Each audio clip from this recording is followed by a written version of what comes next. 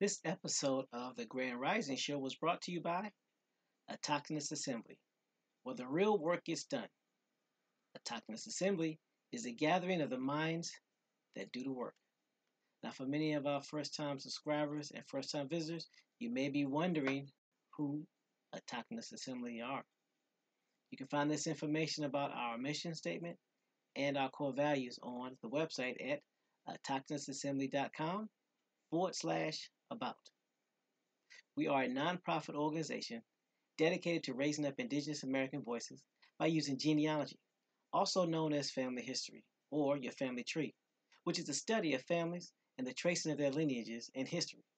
Genealogists use oral interviews, historical records, genetic analysis, and other records to obtain information about a family and to demonstrate kinship and pedigrees of its members.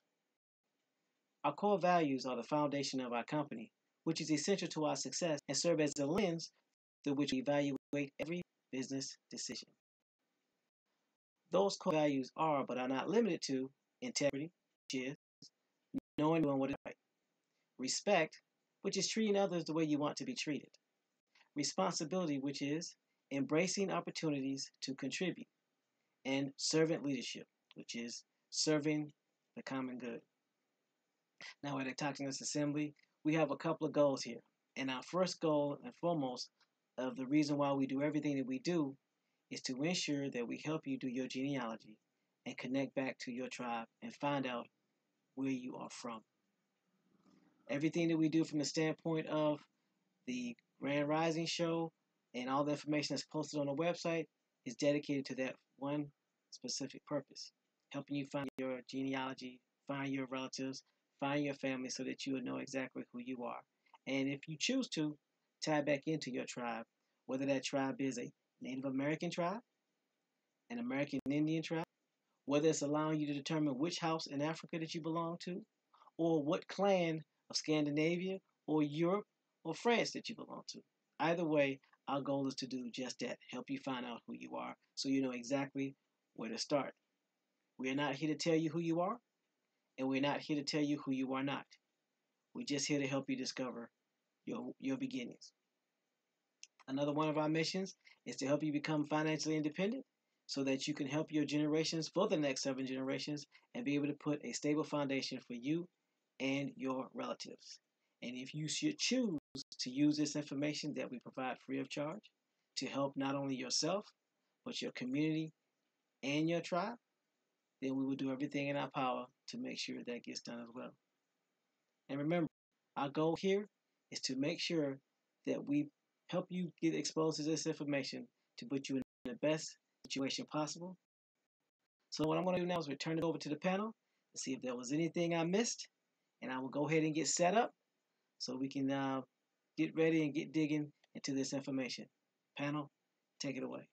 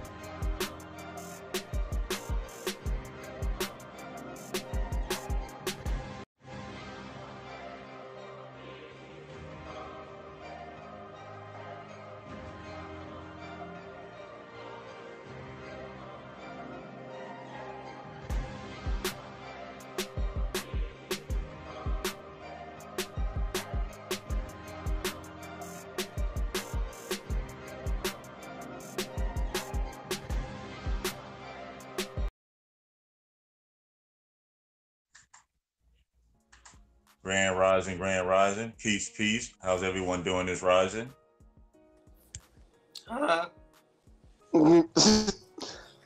Yeah. Grand Rising.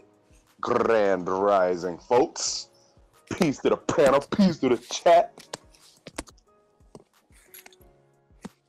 Yeah, what you said. Peace, everybody.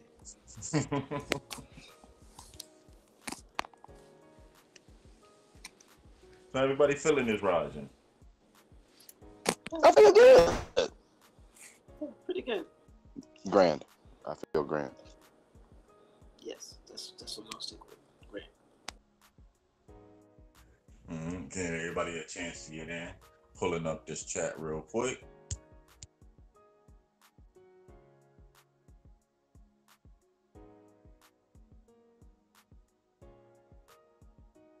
Alrighty.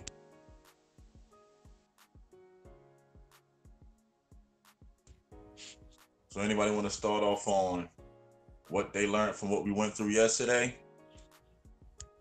I'll go first. We got an app, y'all. That's all. Don't ever let no sellout go first. Hey, dog. Hey. What I lessons learned? This is true. No, just don't let me go at all. That's the rule. I mean, don't call on me. Let me volunteer. I'm just not good at it. Exactly. I'm not. Yeah. Don't impromptu. What's it called? Impromptu. I mean, basically, for me, it's to the point to where it keeps showing it's very important not to take history off of someone's word, to take the time out to research and put the timelines together. And it shows you how much of it really don't make sense, how much of it is really made up and just overlaid stories. Because it was funny, I got up this rising with a thought. It was just stuck in my head. If history tells you they wanted to remove all the Indians, right? And history tells you that they did not like the so-called African American, correct? Can somebody explain to me then why in history would you put these two groups together if you don't like them? Wouldn't that be increasing the people that you don't like? I'm just saying. Yeah, you figure you would separate them and create further hate and contempt between both of them. Yeah, it's just kind of funny. They'd be like, oh yeah, they got mushed in together. So shouldn't it be more? I don't know, just another one of them random thoughts. One thing I learned is that they keep changing the names of the Indians. They throwing all the Indians up under one tribe simply because they can. Talking to you this rise and realize that there's another name for the daggone Seminoles. And we'll be talking about that later on this rise. So yeah, it's crazy. And annoying. And bothersome. That's all I got. No sellout. You think you can do the shout out to the chat this rising, or are you kind of tied up?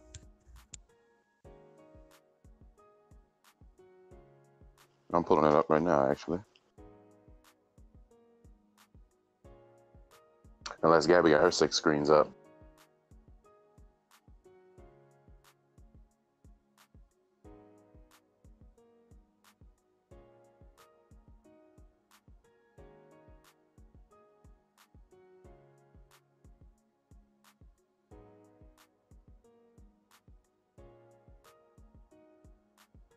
All right. Mic check. Microphone. We got you. One, two. Okay, All right, I'm so I'm up. gonna start from 21. Nope, I ain't messing with you, Gabby. I'm starting from 21 hours ago. You just fell over to the mute button, huh? Okay. Hi. Hey, everybody. Why am I reading the comment? I'm supposed to be reading the name. Grand Rising Celestial Love. Peace Bones. David Corey. Thought you was first, didn't you? Feathered Dragon, Grand Rising. Feathered Dragon again, David Corey. Mr. TJ, peace. Oak Cliff Tiff, Grand Rising. Nature's Void, peace, and Grand Rising.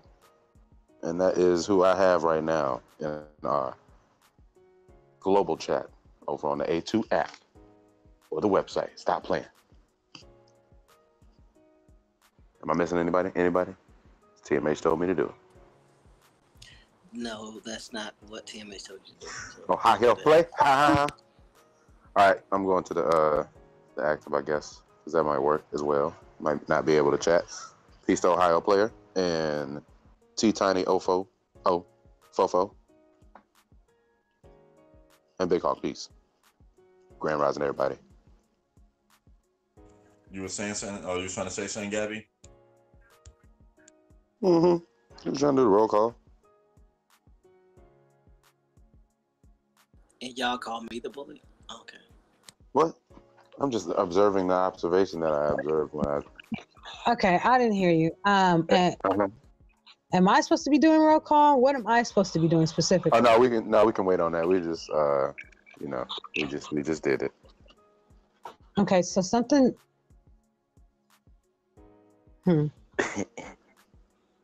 So, I don't see anything on autonomous assembly. Am I supposed to, or it's just me? Yeah, you should be on the site or that.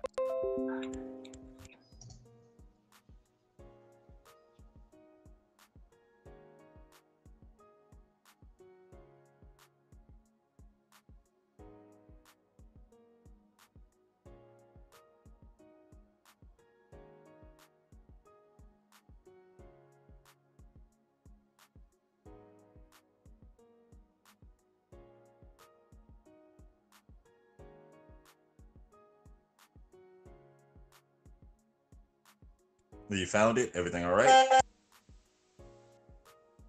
Salon pause.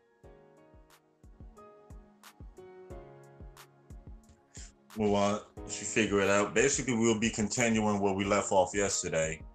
Filling in, coming in from where, what was it, White Man's Revenge?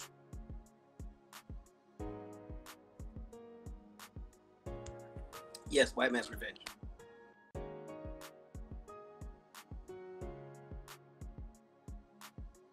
That's what we had stopped at. So, yeah, I need the link actually to that. It's in the already in his back chat. All right.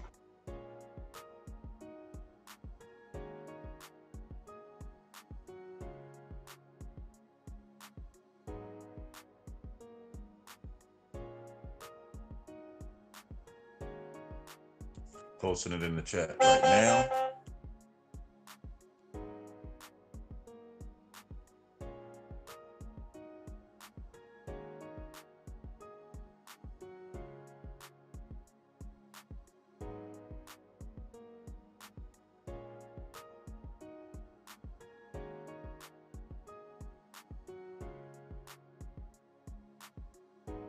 Link is posted in the global chat. Let me know when you're ready.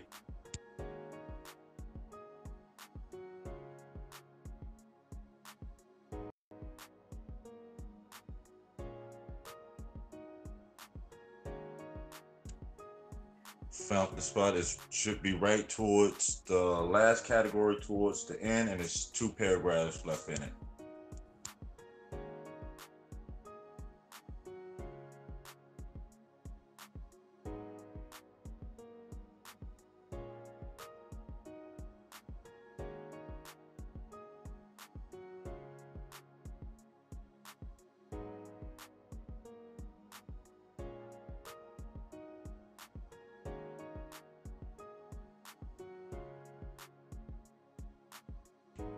And if anything, I'll start until one of you find a spot on there.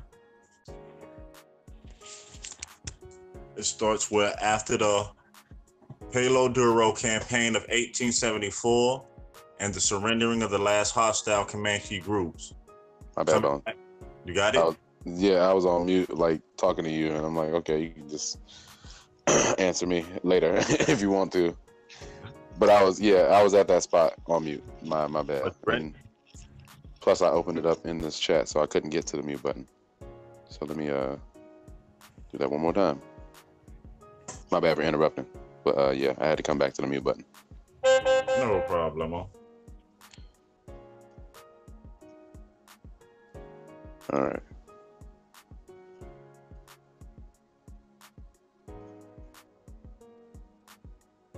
All right. After the Palo Duro campaign, 1874, and the surrendering of the last hostile Comanche groups coming back from the State Plains, Old Caillou, or Caillou, was appointed as Comanche head chief and was ordered to select the quote-unquote worst Comanche chiefs and warriors to be indicted and responsible for the uprising and deported to Fort Marion, Florida, along with 27 Kiowa to be selected by Tene and Gopti.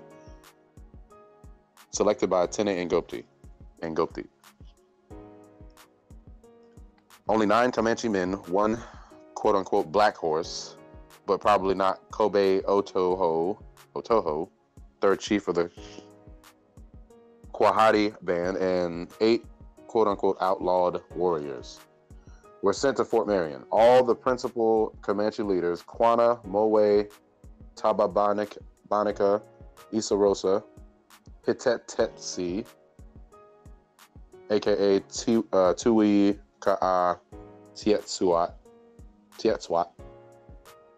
Kobe Ubura, were made safe, but neither Para Ukum,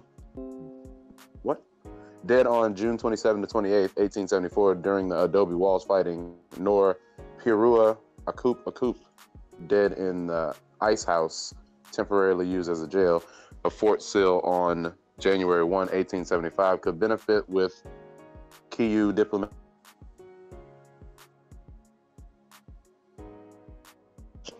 That felt like a run-on sentence. On the contrary, Guipago, along with Mani Ten, Sentaint, or Tente and Mamanti, but not Ado Eti and Zetko Eti, were selected by Tene and Gopti and sent to Fort Marion with some lesser personalities. Sent back to Fort Sill in 1879, Guipago, the stubborn chief who had forced Mr. Washington and the Texas governor to accept his terms, died because of marsh fever in July 1879. That felt like a normal sentence.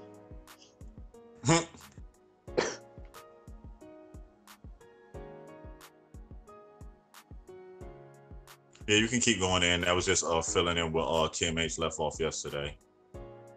All right. The new life of Chief Quanah. Quanah, who had led the last campaign of the Plains tribes against the U.S. Army, then went tirelessly to work to help his people adapt to the Anglo world, which had crushed them. He himself became, quote-unquote, Quanah Parker, trying to deal with the white men as a half-white man could do. Appointed by his old enemy, Colonel Mackenzie, as sole chief of the Comanches, he worked hard to bring education and the ability to survive in the white man's world to his people. He attempted to keep his people's land together, and when that became politically impossible, he tried to get the best bargain for his people he could. It was like how we talked about yesterday. The U.S. government turned around and made particular people chiefs of a whole clan or a whole band. It was no longer people were voting them in. They picking and choosing who they want. The thing I found interesting is that it's finding it hard to, I'm going to use my word, assimilate, to imitate them and go into their lifestyle because they had their own ways. And now their ways were being taken from them. Now they have to adapt to new. I can't imagine trying to go from what you've known for thousands of years to go into something new that you've been basically fighting for or fighting against 100 years.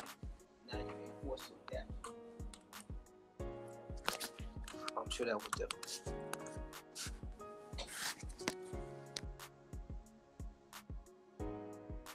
Then they put it on your face. That's what's even worse. Make you the chief to send this message to everybody else now.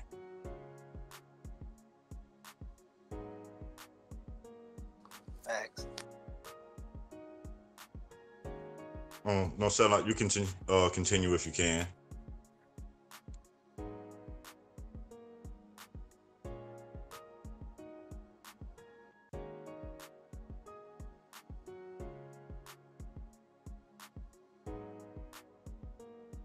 With aftermath and analysis. Yes, sir. All right. Many tribes in Texas, such as the Karen, Cowan, Akokisa, Bidui, and others, were extinguished due to conflicts with settlers. In his book, The Conquest of Texas, Ethnic Cleansing in the Promised Land, 1820 to 1875, Gary Anderson says, the Texas Creed was enshrined in the Texas Rangers. According to Anderson, the Rangers believed the Indians were at best subhumans who had, quote, had no right of soil, unquote, and savaged pure, noble, and innocent settlers. According to captives of the period, as written by them, such as the boy captives in 9 years with the Indians, the Rangers were the only force feared by the Indians.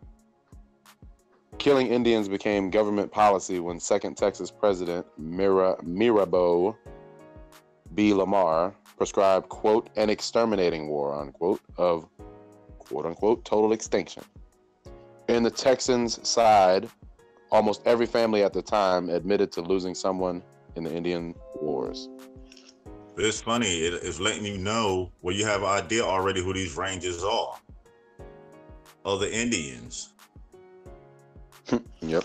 But here's the thing, they're trying to make them seem, by the statements that they're making, most people would automatically assume that they were colonized. Because they're saying, talking about these Indians. They ain't us. We ain't them. We can't stand them. Or because of stuff. I'm just saying. I mean, the story lets you know they raiding colonizers. So how they gonna be raiding and running up in their villages, then turn around and be afraid of them? Yeah, you already know these Rangers are other Indians that they know that can hunt them down, track them down, know their ways. Exactly. How's a state militia going to have a department better than the military, special forces? That doesn't make any sense. Mm-hmm. If that ain't backwards. You can continue if you can, don't sell out. That's like making the Navy SEALs part of the sheriff's department.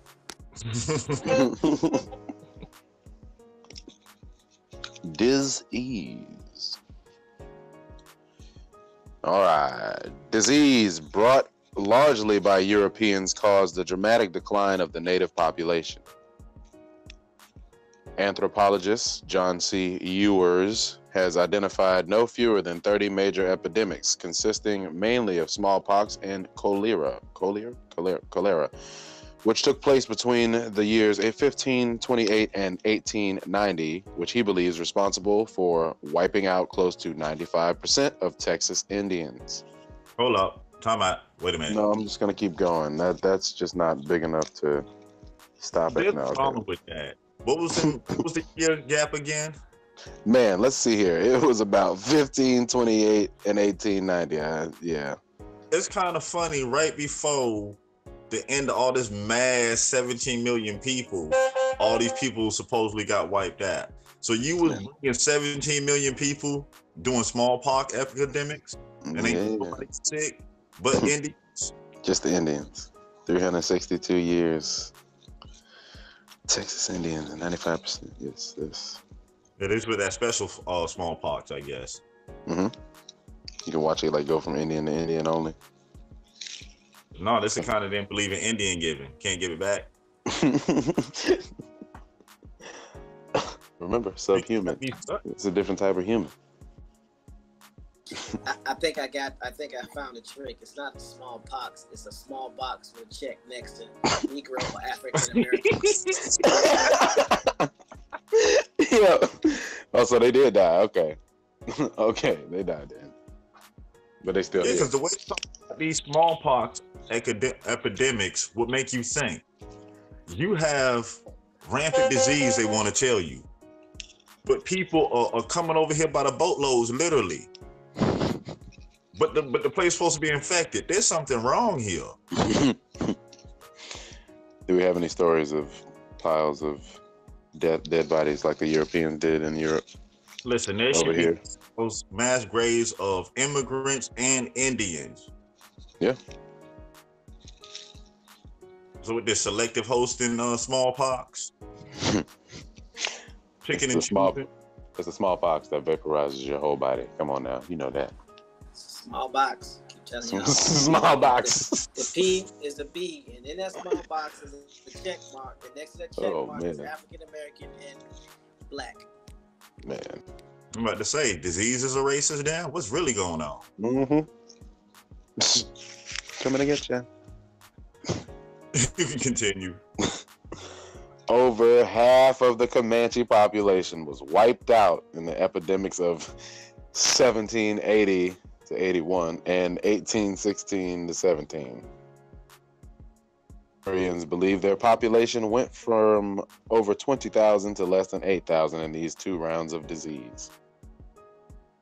Thus, while technology and warfare with Anglo-Texans may have completed the process, the foremost cause of the decline of the Plains Indians came from disease and not from conflict. Hold up. So if it came from disease and all these people gone, who was they putting in charge when we was reading yesterday of these other Indians? I'll be connecting too many dots, man. And if all these plain Indians are gone, why we got reservations and some of these people claim to be walking around now? 575. Those are mirages, sir. 575 recognized tribes, over 1,000 state recognized tribes, but everybody died from smallpox, which is a small box with a check mark next to the name African American and Black. Oh man, too much made them numbers up. There cannot be that many tribes. I mean, there's 5. What are you talking about? No, but think about what they keep telling you. That smallpox wiped out all the Indians. So if smallpox wiped out all the Indians, why are all these tribes state and federally recognized then? Matter of fact, who are they negotiating? Who is the United States government negotiating with in the You're dead. If they You're all dead. That doesn't make any. Yeah, this isn't making. This math is not adding up. How can there even be a Quanah Parker story if the Indians are all dead from smallpox? I'm just saying. Oh man.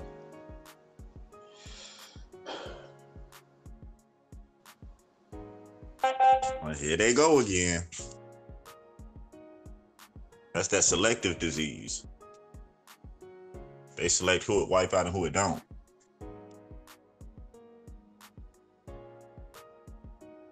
Oh, it was government created. Yeah. Straight from ink and paper.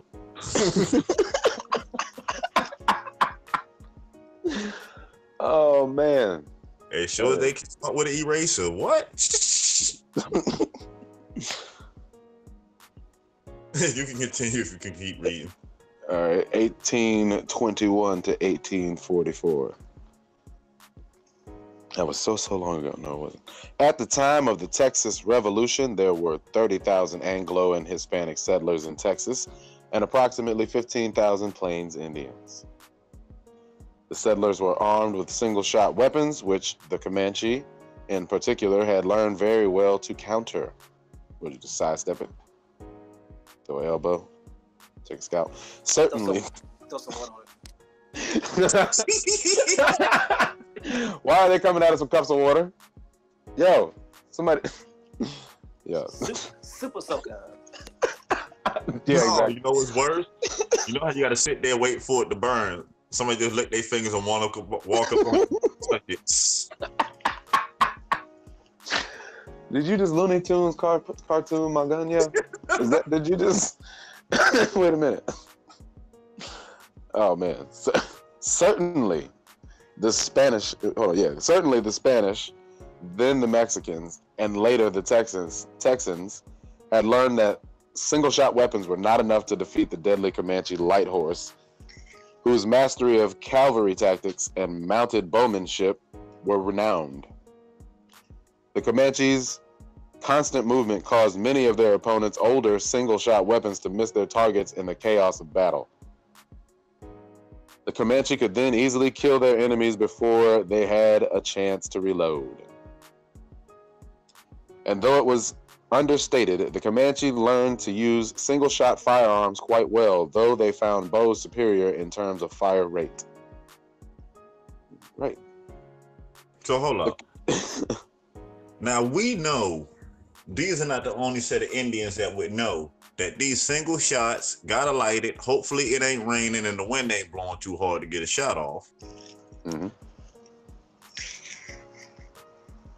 Oh, you ain't fat, breathing all heavy on it.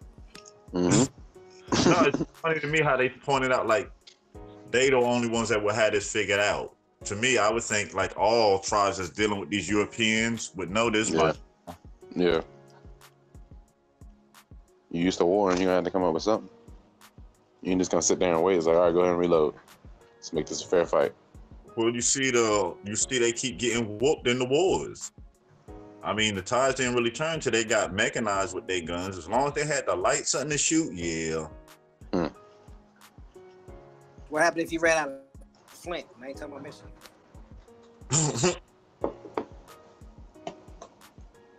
But they gonna sit there wait for you to start a fire? Like, give me five. We just need 5 minutes. I see you be looking like porcupines. Man, I said time out. Stop shooting. Ma, you still shooting? You can finish. It just stood out. That part stood out today. How it was written to make it seem like, yeah, they just came up with this special way of knowing. But anybody would have been done figured that part out. Mm-hmm. I'm here, wait for this thing. Wait for you to light it. You know, Matter of fact, wait for you to pack it, then light it. Okay. Just sit Indian style, smoke a peace pipe. Wait for you to finish. All right, you ready? Okay. Time in. All right, so the Comanche put an end to Spanish expansion in North America. I believe that's where I was at.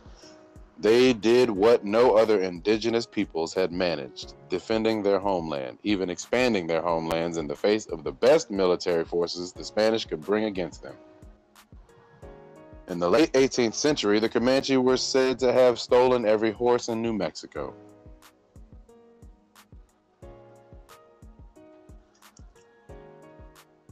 Hold up. Oh. Repeat that again. Every horse? Hey, now, hey, you don't even know, all right? One more time? In the late 18th century, the Comanche were said to have stolen every horse in New Mexico. But hold on. They said in the late 18th century the Comanche already died out because of the disease. Yeah, so what? These are ghost-infected smallpox stealing horses? They're ghost riders.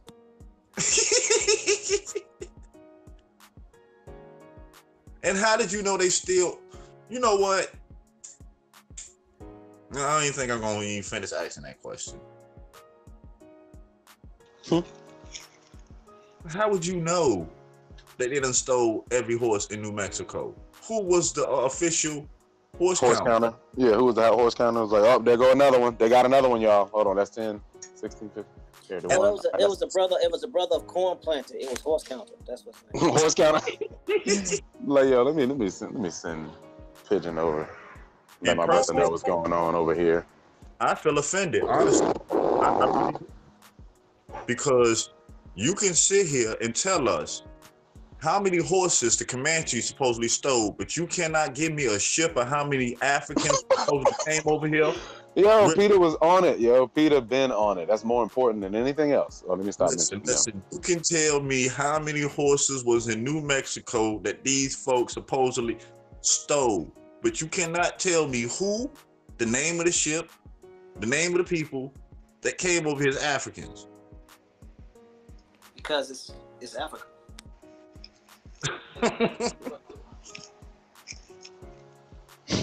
Did you just give that great answer, TMH? Yes.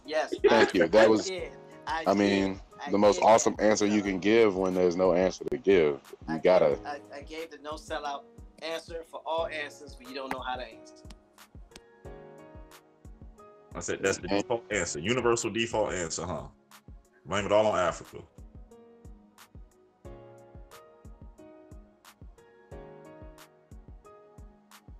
Well, you can go on. Just wow, every horse. Okay, so they say.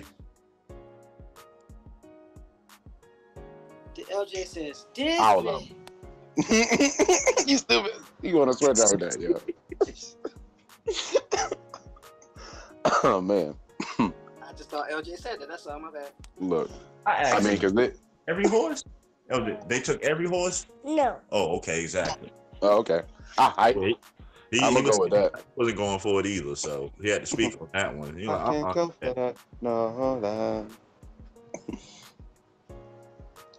Jeez Louise. Where was that? I've been scrolling. Man. Oh, every horse. Yeah. Ain't no more horses in New Mexico because the Comanche stole them all. Yes, lift every horse. There are no horses.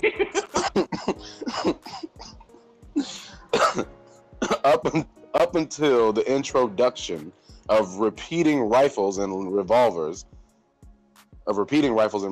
weapons and tactics were definitely on the side of the Plains Indians, most especially the Comanche. It was not until the Battle of Bandera Pass where revolvers were used for the first time against the Comanche that the Texans began to gain a clear military advantage due to superior weaponry. Despite that, did you say Super Cat Bandana? Just check. I think that's what it sounded like, right?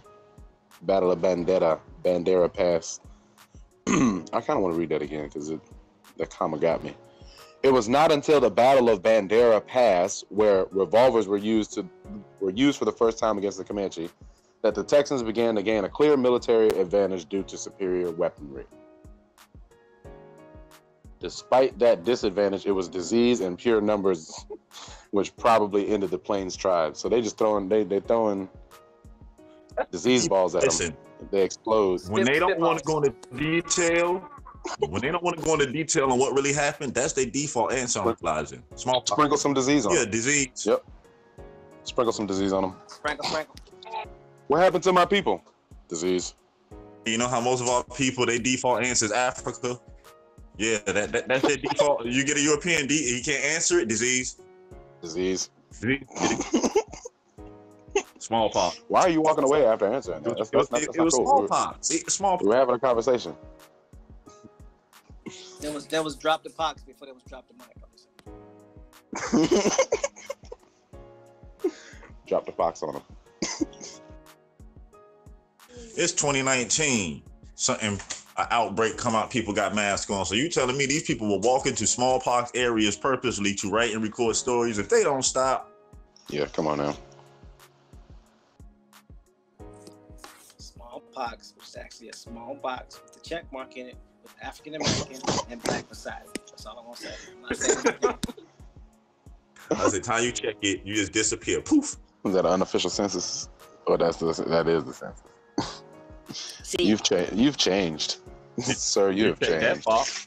Listen, you check that box, you just disappear. Disease. It's like security from head of state with the disease. Listen, you don't got it, but you got it. got it. Matter of fact, it's so bad, we're not even talking to each other right now because we got smallpox. Just a small box with a check mark beside it, with an African American and black written right beside it. Well, sellout, you can continue. Yep. I gotta find where I was at though. The 1844 to 1875. Yeah, right after disease done came back again. 1844 to to 1875. Excuse me. By 1860, there were fewer than 8,000 Indians and 600,000 Anglo colonists in Texas. The Texans further had access to repeating rifles and revolvers. Many military historians believe the defining moment in Texas, in the Texas Indian Wars, came with the introduction of the revolver. In any event, pure numbers, better weapons, and brutal starvation tactics ended Plains Indians' hold on their homeland.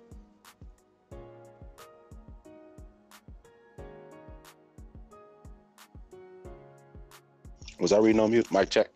Mm-mm. Oh, okay. Just make sure. Funny. Paragraph before disease did it. Now they come back telling you superior weapons. They need to make sure. The superior weapon was disease.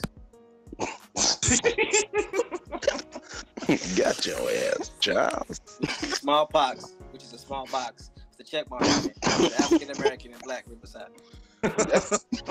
That's you. That is you. I said, it's not the one where you got to break the glass case to get to it, is it? Nope. So what's this little hammer for? In case of emergencies, press this.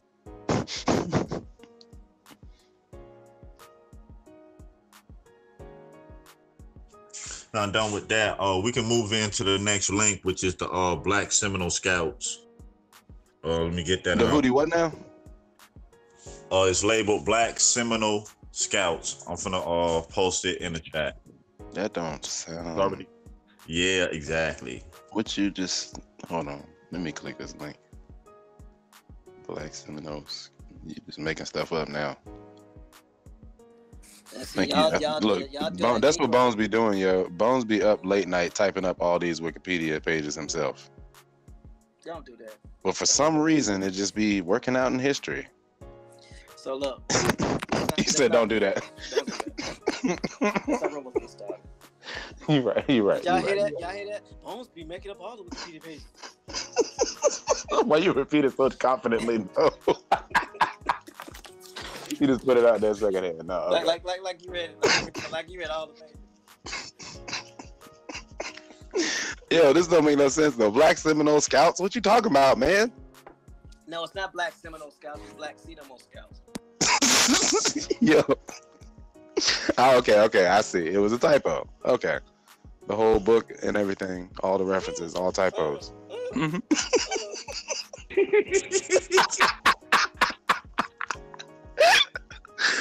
Oh man, that was a bird. That was a squeaky door. That was like a bunch of things. I like that. I guess yes, I agree. Yes. Mm-hmm. Black Seminole Scouts. I'm not reading this. I'm not reading this at all. Oh man, where is Gabby? She pulling the cell out. What's going on? All right, I'll read it. No.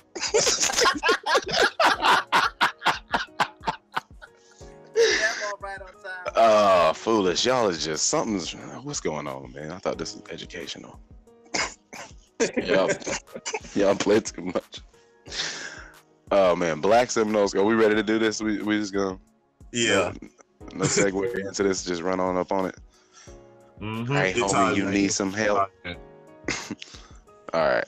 So Black Seminole Scouts, also known as Seminole Negro Indian Scouts or Seminole Scouts, were employed. Wow. So are just Seminole Scouts? So regardless. Hold on, man. So what's your name again? I can just call you that, and no matter what in history, you know who that is. Like it's not okay. So Black Seminole Scout, aka also known as Negro Indian Scouts or Seminole Scouts, just Seminole Scouts, were employed by the United States Army between 1870 and 1914. Employed by who again? Man, that was so long ago. Somebody great-great-grandma was born. They were employed by the United States Army between 1870 and 1914. The Seminole Scouts, or Seminole Negro Indian Scouts. And wouldn't these be the same people that you can refer to as well as Buffalo Soldiers, 9th Cavalry? Didn't we read about all of this already? These dudes got more names than names. It's just been naming. Oh, man. Despite the name, the unit included both black Seminoles and some native Seminoles. However, because most of the Seminole Scouts were of African descent, told y'all it was Africa, they were often attached to the Buffalo Soldier regiments to guide the troops through hostile territory. Hold up. Nah, man. This is where I had a problem at. Again, let's press that link for black. Oh, you just want to segue? No, Buffalo Soldier, Black Seminoles. No, let's Black Seminoles. Okay, what a Black Seminole is, since they like put African on there so much. Why mine was purple already? Like I clicked the link before. Oh yeah, we've been here before. Oh yeah, okay. The Black Seminoles are black Indians associated with the Seminole people in Florida and Oklahoma. The Black Seminoles are the black Indians associated with Seminole people in Florida and Oklahoma. Not to be confused with the other Seminoles. The Black Seminoles are the black Indians associated with the Seminole people in Florida and Oklahoma. Mm-hmm. They are mostly blood. So what? Say that again? This gets very interesting. Wait. I got a question. Hey, yeah, how you doing, girl? I got a question.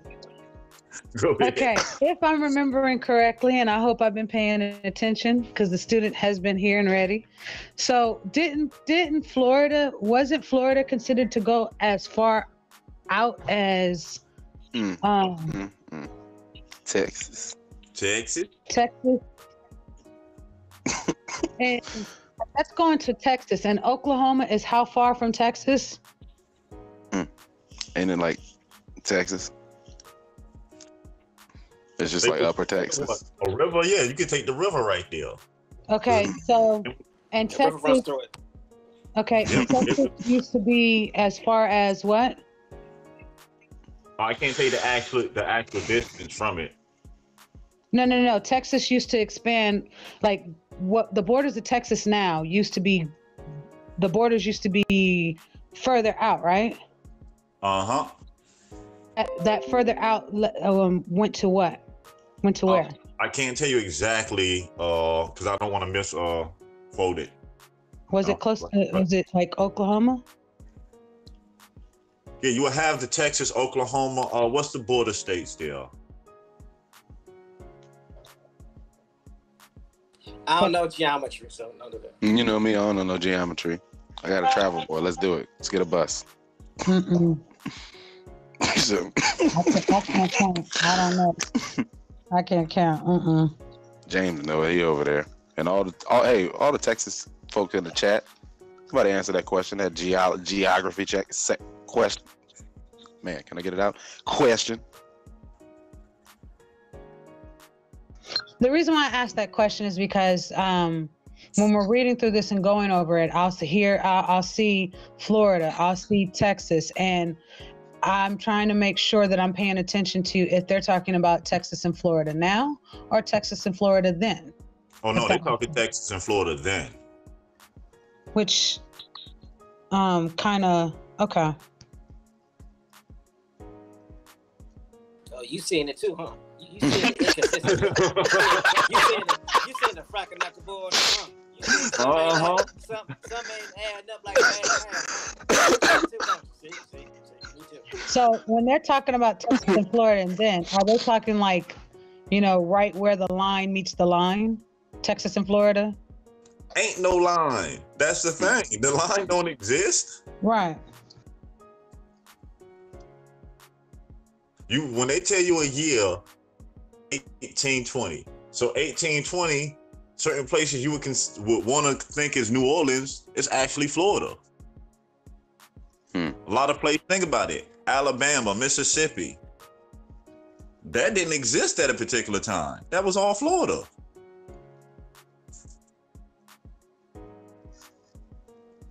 And it's not like nobody came and put up a wall and be like, okay, this is where we're going to divide it. Everything on this side of the wall.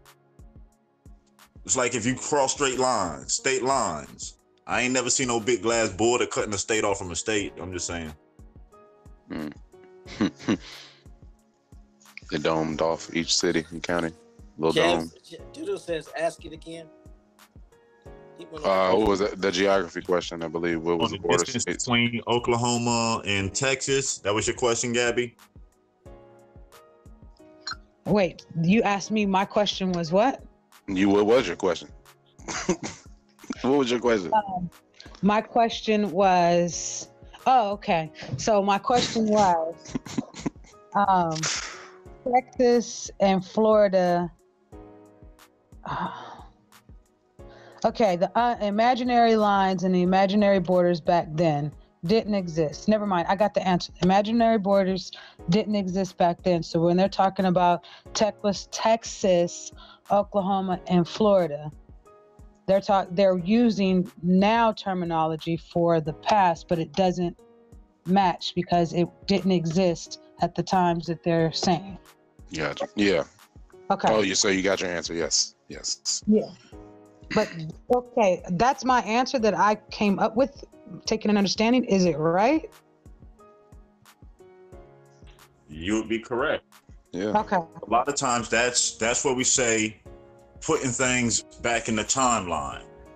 Because you'll talk about Florida and your brain is trained to see Florida how they describe Florida to you today. Over there, down there by itself. Yeah, not realizing back, like we said, 1700s, places that you consider particular states were considered Florida. You go to a particular town, there is no Texas. It's all Mexico. Go to a particular time, none of the land areas had states. It was all territories.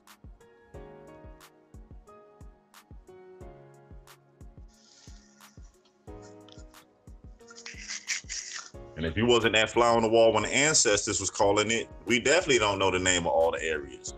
You get them?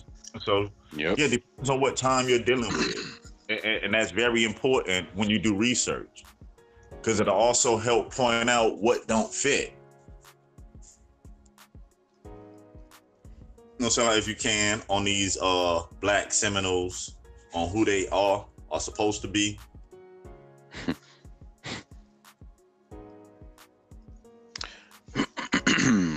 So, oh man, did I click away? What didn't happen with that damn roach? What? Hold up, my bad.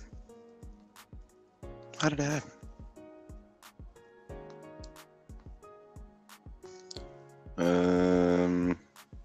All right, let me go back and click the link.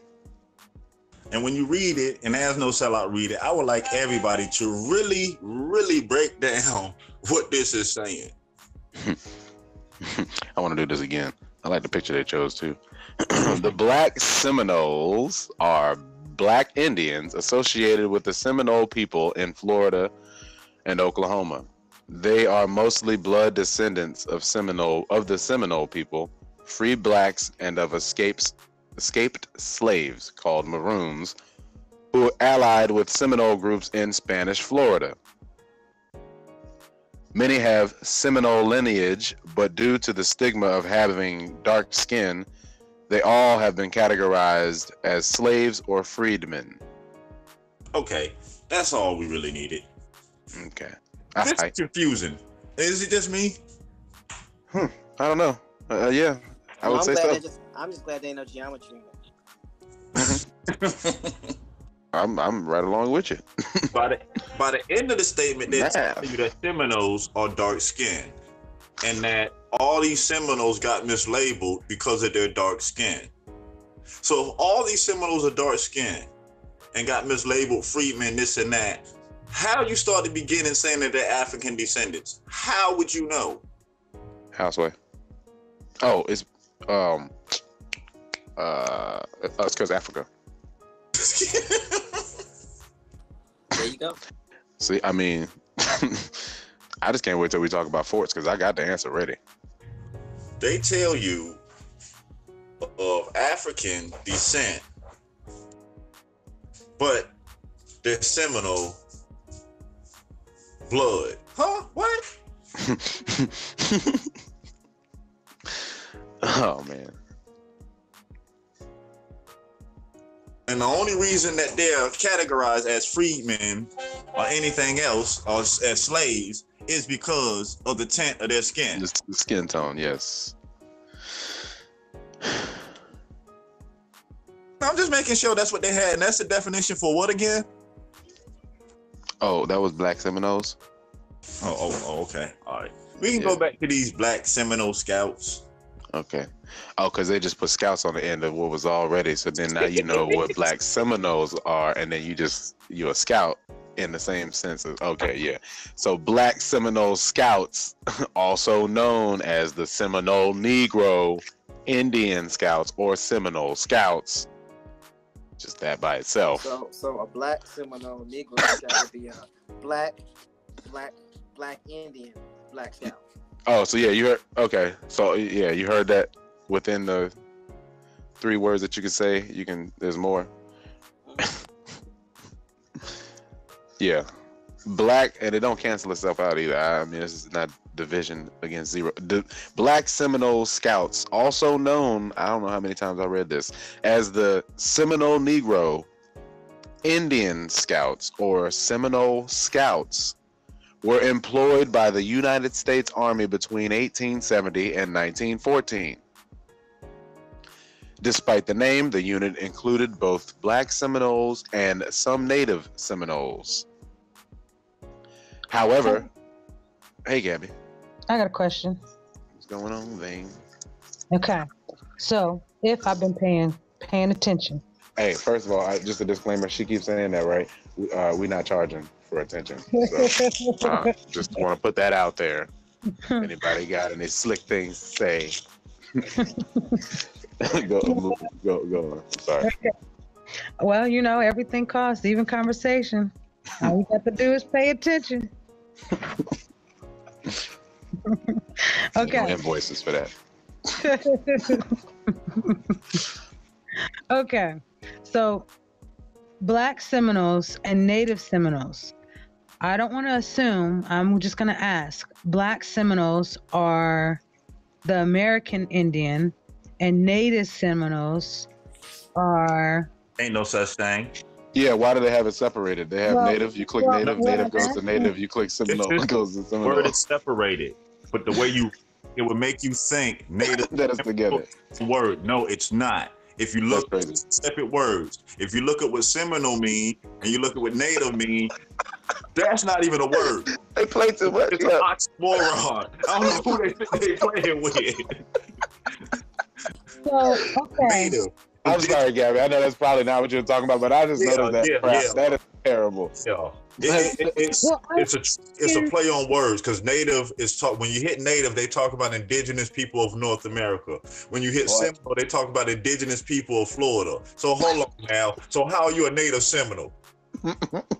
Well, I was thinking when it was talking about Native Seminoles, because the what was it? It was when James was talking about you guys mentioned the Mongoloids. Basically, they were Asian, right? The what was it? Comanche, Apache. Comanche, yes, thank you. The Comanche. So the Comanche were considered native though, right? Native is technically anybody who was born on American soil. Right, but doesn't necessarily mean that their ancestors were born on American soil, right? Correct. Native just means you were born on American soil. That applies to everybody, even American Indians. Right. I think what Gabby's trying to determine is distinguish she's trying to distinguish the Plains Indians versus the Southeastern Indians. And your Plains Indians are your Melungeons and your Mongoloid mixtures. Okay. So Southern Eastern Indians are the Indians that are our ancestors, if that makes sense.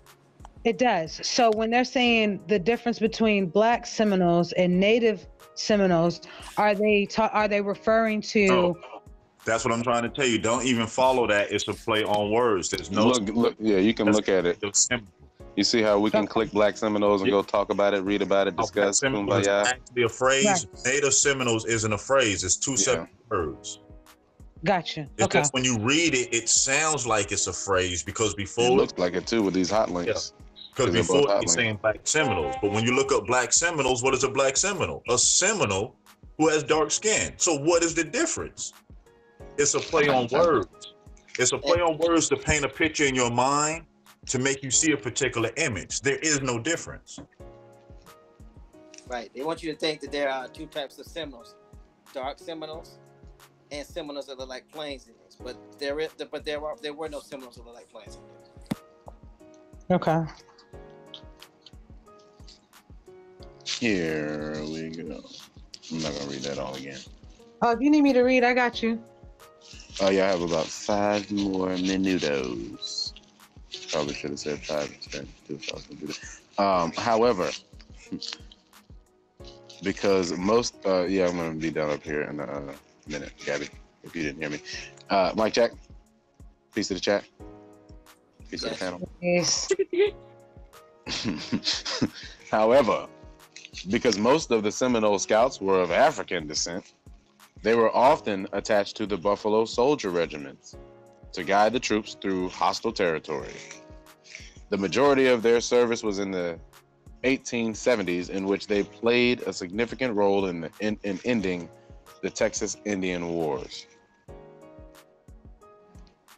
Seminoles and 10th Cavalry and Buffalo Soldiers, same people. Mm-hmm. Here's the next insulting thing again. Make them African. That they snatch you up and pluck you over here. And you came to a foreign land.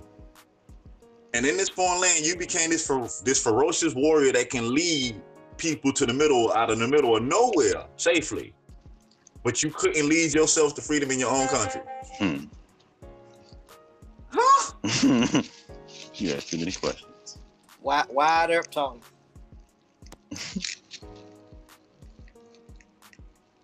You just came over here. You can't think. You conquered horses,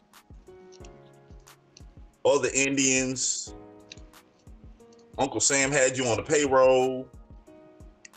So basically, you conquered everything but the white man in Africa. Mm-hmm.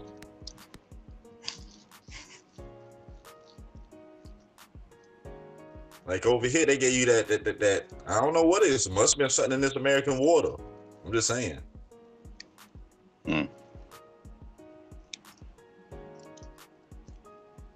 Well, Gabby was picking up, or you was continuing? Huh?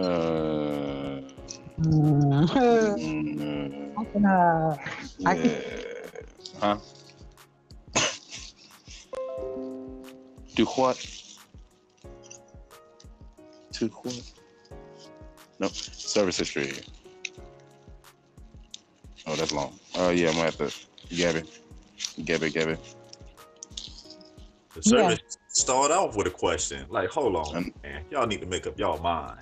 Oh, well, let me get up in there. Hold on. Texas Indian Wars. Texas Indian Wars. Anytime you want to chime in, Gabby.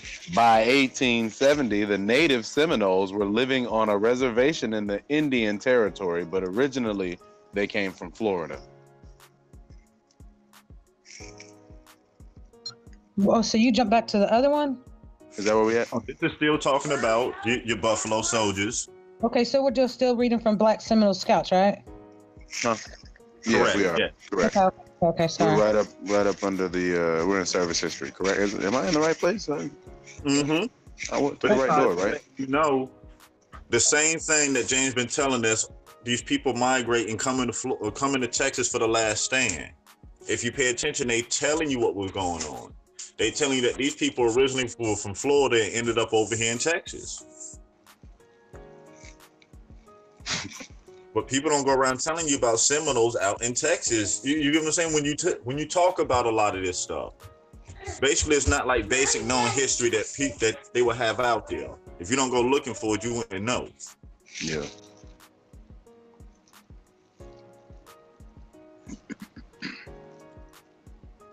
Got a couple more sentences. Before the United States government banned slavery in December 1865, several hundred black freedmen escaped their masters and sought refuge among the Seminoles in Florida. I wonder how they can mix in. Not long after the Seminoles were removed to the Indian Territory, the black Seminoles, as they became, went to Coahudi. Somebody help me out. Coahuila,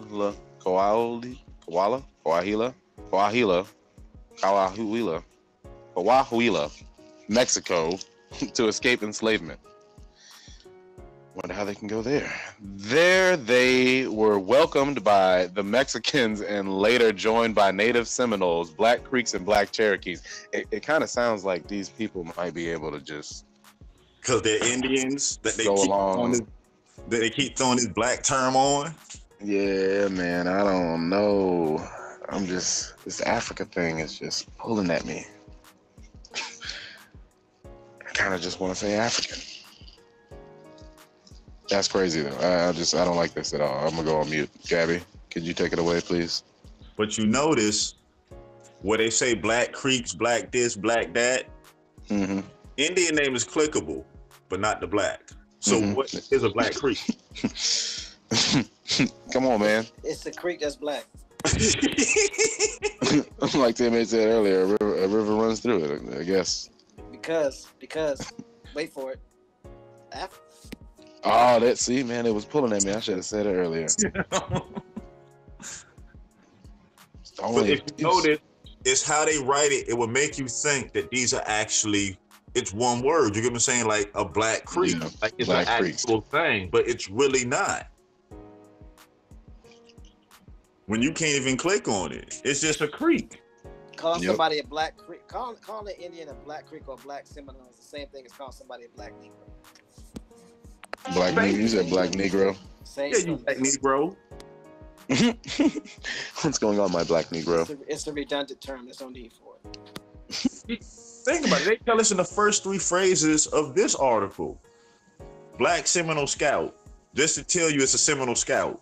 So if there's no difference between like why are you even gonna tell me that it's a Seminole Scout if at the end of all of this I could just look into Seminole Scouts and they the same as Black or Indian Negro Indian Scouts? Like, get out of my face with this extra.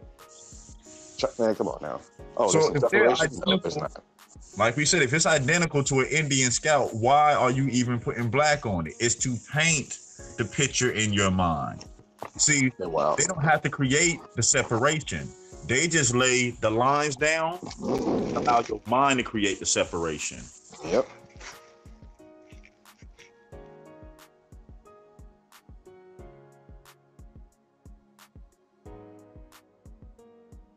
Allows them to always come back to be like, well, we didn't say that. That's what you thought it was.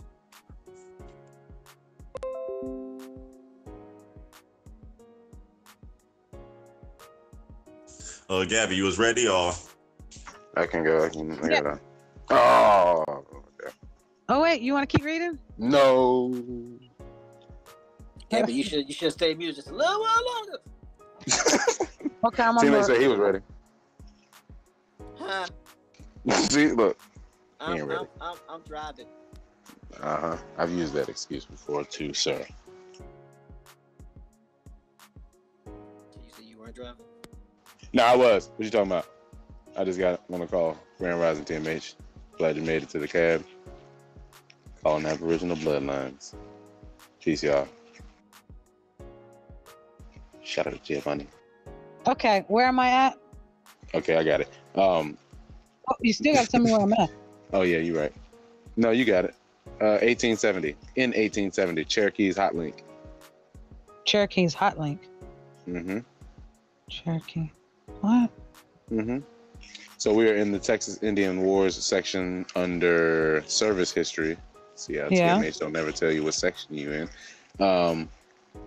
And we are a few sentences in. Look for Cherokees in blue or purple if you've opened it, or red. I don't know how your phone do it. Yeah, it's minus. Black Cherokees. Cherokees is highlighted though.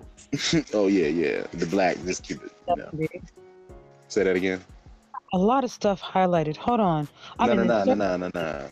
Yeah, everything black is highlighted. No, let me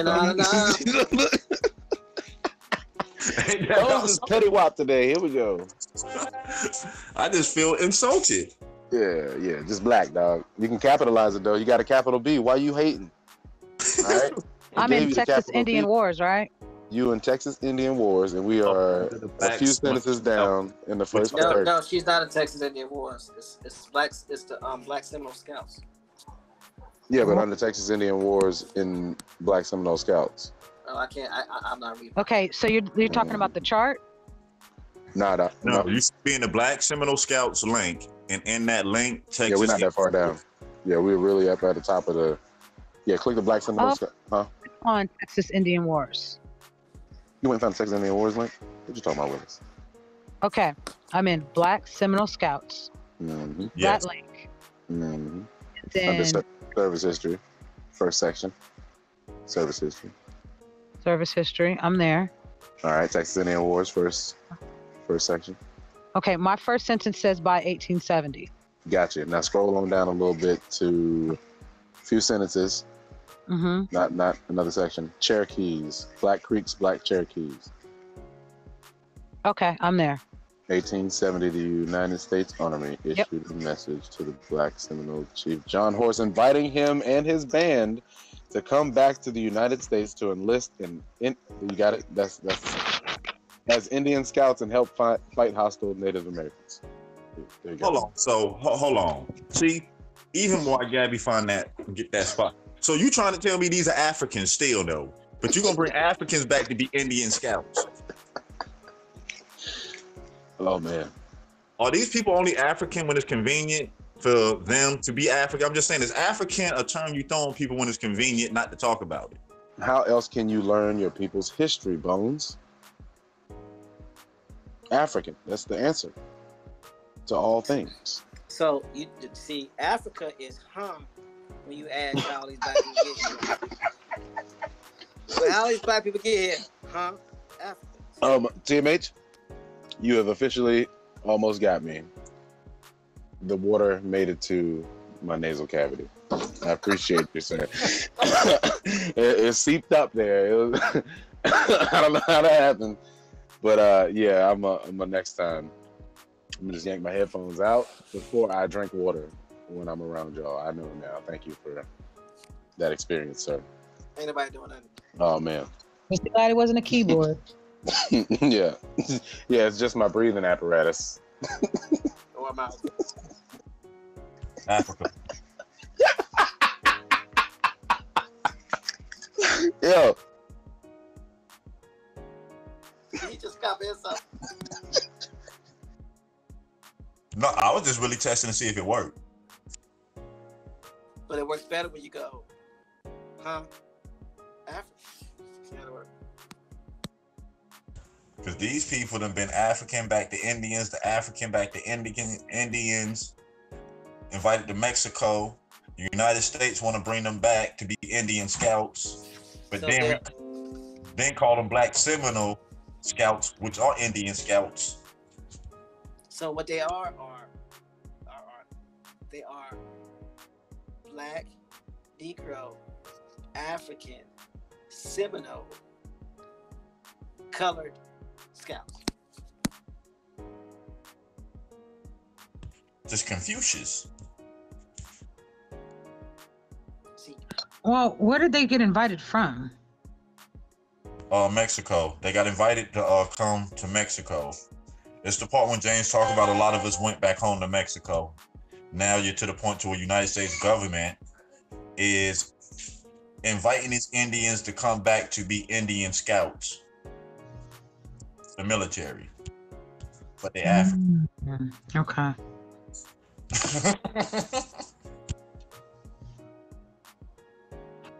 Whenever you're ready, Gabby. Okay. Okay. Inviting him and his band to come back to the United States to enlist as Indian scouts and help fight hostile Native Americans. The Black Seminoles, about 200 people, accepted the agreement, believing that they would be granted land in the United States, food and provisions, as well as reimbursements for traveling costs. Though over the years, none of these conditions were met, the future scouts crossed the international border. The future scouts crossed the international border on July 4th and were officially mustered into service on August 18th at Fort Duncan near Eagle Pass, Texas. No stop? Okay. However. Yeah, right there. Okay. You can see again. Here you go again. Being offered things to do a job or service, and the United States government constantly reneging. Switch off. So who the real? I mean, never mind. Switch off YouTube. I'm just saying. If you keep reneging, what that make you? Wouldn't they be the first? Wow. Ain't that? Don't they call that Indian giving? Yep. Is it called Indian giving? Because that's the same trick it seems to me they kept pulling on the Indian. Maybe that's how that term came about.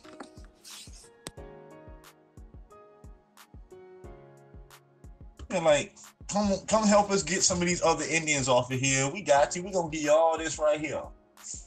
Go do the work. Psych.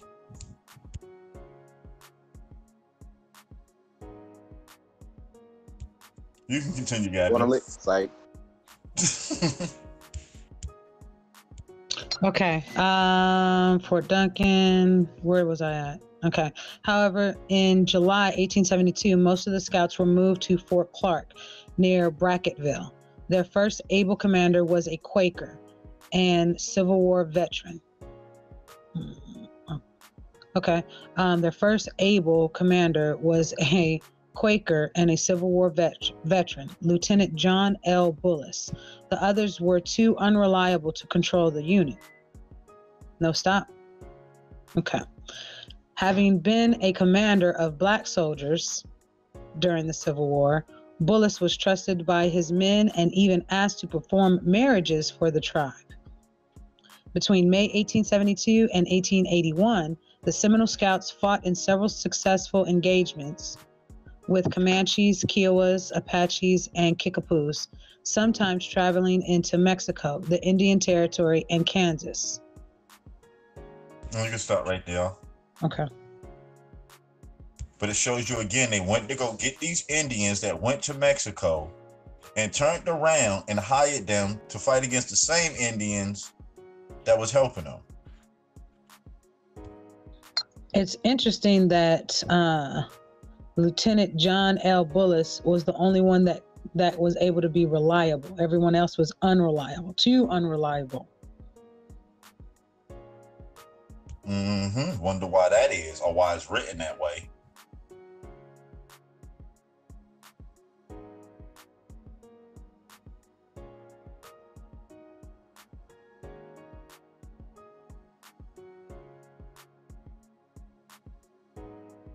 I want to know whose poo they kicking and why they kicking.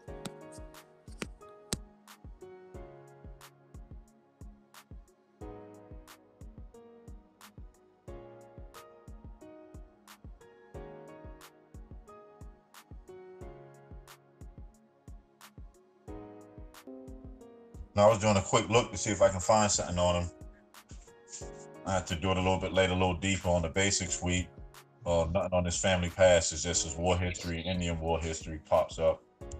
Yeah, it says, okay, having been commander of black soldiers during the Civil War. So whatever he knew how to manage, command, whatever it was that they felt that he was good at, he was the only one reliable to. Okay. You notice there's something missing when you click the link for him. There's no picture.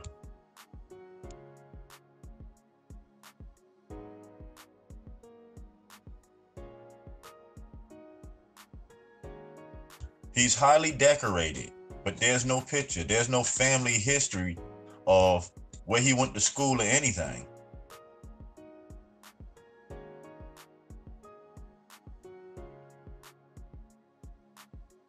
Could this be an Indian?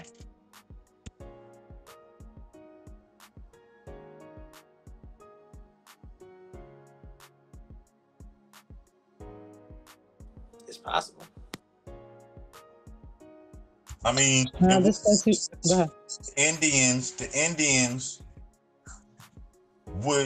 it would be natural for them if they were serving up under another Indian.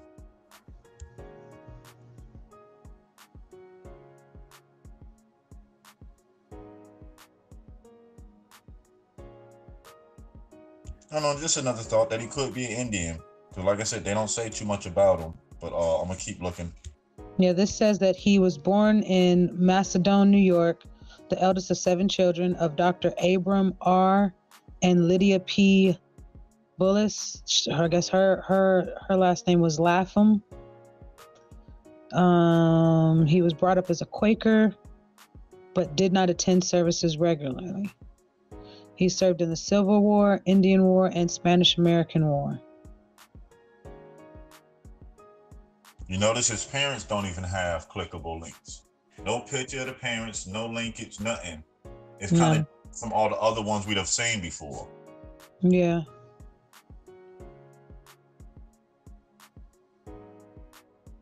I don't know, again, just a thought.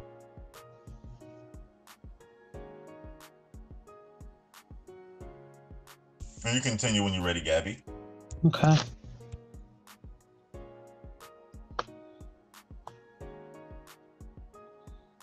Where am I at? Between May 272, okay. Okay. During their service, yes. Okay. During their service against hostiles, not a single scout out of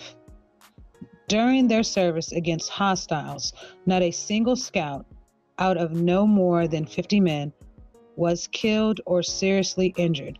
Usually the scouts fought with the cavalry regiments stationed at Fort Clark, but occasionally they launched their own operations.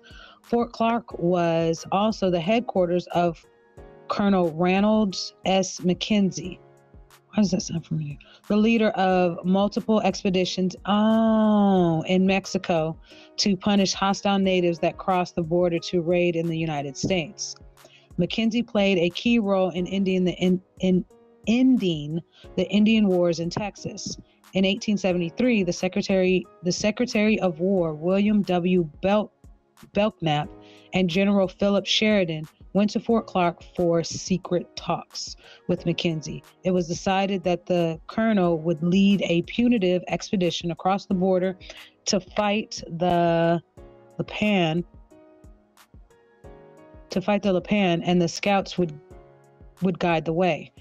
On May 17th, 1873, Colonel McKenzie crossed the border into Kahula with the scouts and a detachment of 4th Cavalry.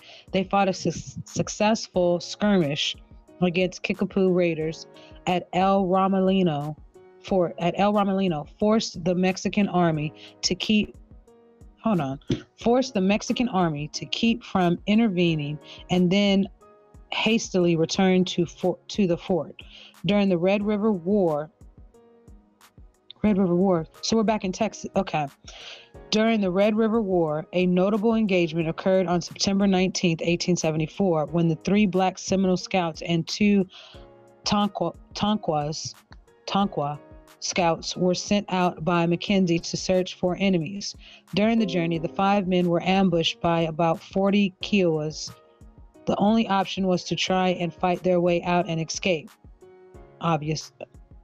Details on the engagement are unclear, but the scout Adam Payne was awarded the Medal of Honor for risking his life to save the others.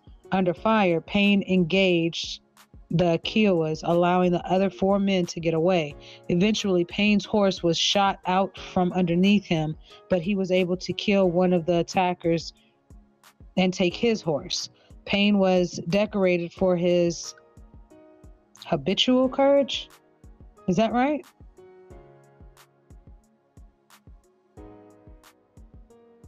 Okay, and received the Medal of Honor. Stop or keep going? You can keep going. Okay. 3 more scouts received the Medal of Honor in 1875 for their bravery and trustworthiness during a skirmish on April 25th against Comanches, who had raided a stagecoach on April 5th and stolen some horses. The scouts, John Ward, Isaac Payne, and Pompey Factor, were with Lieutenant Bullis on an expedition to locate the Comanches encamped on the lower Pecos River. When the camp was found, a battle ensued. The scouts dismounted and positioned themselves behind some rocks so that they would appear to be a larger force. According to Bullis' report, we twice took their horses from them and killed 3 Indians and wounded a 4th. But the hostiles, about 30 of them, eventually discovered the size of the scouting party and attempted to surround it in order to cut off the scouts from their horses. The scouts made it to their horses, though. The scouts made it to their horses, though, and they were on their way back to safety when they realized that Lieutenant Bullis had been left behind. Under heavy fire, the scouts turned around and rescued their commander. In May 1876, Chief John Horse was badly wounded, and the scout Titus Payne was killed after a shooting incident in Eagle Pass. There was apparently no effort to catch the shooter because the former outlaw and Sheriff John King Fisher was suspected of being responsible. Fisher was a horse thief and a cattle rustler in his early life and well known for his hatred of the scouts. By 1876, he was a sheriff and had almost indisputable control over Kinney County. Because of this power, Fisher was untouchable. The shooting created unrest among the Black Seminoles, and over the course of the next few months, there were outbreaks of brawling and rioting. The local American settlers attempted to have the scouts disband, but others argued that the Army should enlist all of the male Black Seminoles as scouts in order to protect them from outlaws and hostile natives. Stop or keep going? You can stop. Okay. It's funny how they created a situation and then they're telling you the line. You got a group of people telling you the line, well, all the male Seminoles need to be enlisted for their own protection. Doesn't it seem like they're creating a problem, then giving you a solution to make you run to it, but it's really not better? That's what it sounds like to me. Because of all things, why would enlisting all of them make them protected when the reason why they're at danger because they're enlisted with the United States military?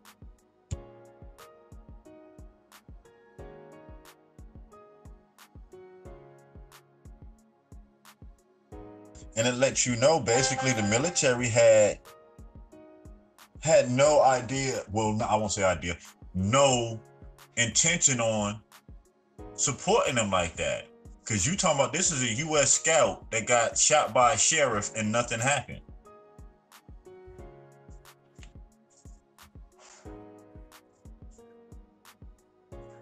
You can continue to the next part, Gabby.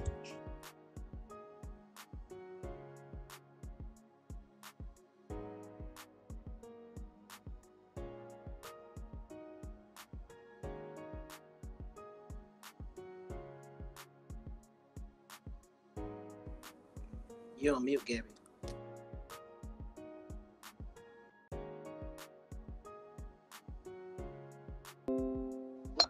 I heard I was on mute.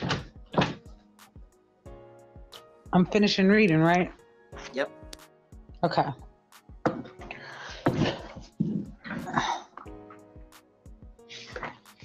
Okay. Okay. In late August, John Ward's brother, Scott, was accused of stealing 5 horses, and then in September, Isaac Payne and Dallas Griner was accused of stealing a horse from Deputy Sheriff Clarence Windus. The two invaded the two invaded, arrested, and fled to Nacimiento, Mexico. Nacimiento, Mexico. But they made the mistake of returning to Brackettsville in December to celebrate the coming of the new year. What? Somehow the sheriff of Brackettsville, Lorenzo C. Crawwell, learned of the celebration and devised a plan to capture the fugitives. So on the night of December 31st, Sheriff Crawwell, Deputy Sheriff Windus, and a teamster, named Jonathan May, went to the Seminoles Reservation just outside town and stealthily positioned themselves around the fugitives' camp. One later account of the incident says that a company of soldiers was to assist in the arrest, but if this was true, they played no active role in the event. At midnight, Sheriff Crawwell made his appearance. Some accounts say the Black Seminoles were dancing at a church when Crawwell appeared, and others say that the celebrating took place on the property of the Scout Friday Bowleg. Interesting. According to one account, Adam Payne was dancing when he heard Crawwell call his name. As he turned, Clarence Windus fired upon him with a shotgun and shot him so close it set him on fire. Wow. Other accounts say that there was a struggle while Crawwell was trying to handcuff the men, and that Adam and the scout Frank Enoch were shot while trying to escape. The scout Bobby Kibbitt attacked Windus at the point, and while Windus and Crawwell were fighting with him, Isaac Payne and Dallas Griner got away to Mexico. Adam's body was given to his family for burial, and Enoch died during surgery in Brackettsville. Bobby Kibbitt was later tried and acquitted for attempting to murder Deputy Sheriff Windus, and the charges against Isaac Payne and Dallas Griner were dropped. Payne stayed in Mexico for a few weeks before returning to Fort Clark to re-enlist. Want me to stop or keep going? You can stop for a minute. This is crazy. I got some questions. Uh-huh. All right. So what I'm hearing is, if what I'm reading and what I'm comprehending is correct, that there's a bunch of ambushes going on, and I'm confused on, okay, if they camped outside of a reservation to catch a fugitive. Indians. Right, I get that, but but they didn't go on the reservation? No, they were trying to catch the particular dudes that they wanted. Oh, because they stole horses? Allegedly. Okay, I want to make sure I'm getting this right, because I mean, those had to be some really, really good horses. Yeah, the part that I take from it is that these people, again, are enlisted men in the Army, Buffalo Soldiers, Mm-hmm. who are doing the bidding for the U.S. military on capturing and fighting other Indians, Mm-hmm. being shot down by the police, having to run and seek protection other places. Right. It's ironic though. It's the 1800s, and they're doing the biddings for the United States military, but back in their own homeland, they can still get shot down by a sheriff. Right.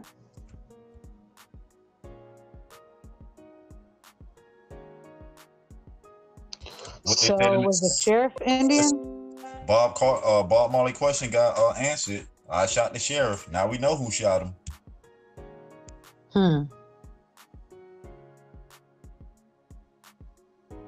Yeah, he didn't shoot the deputy though, but the Seminole shot the sheriff.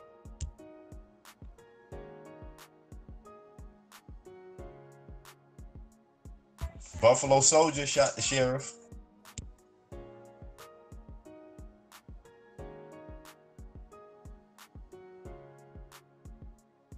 said you had more questions? It's just. So was the sheriff? Watch the movie, Posse. Huh? Watch the movie Posse.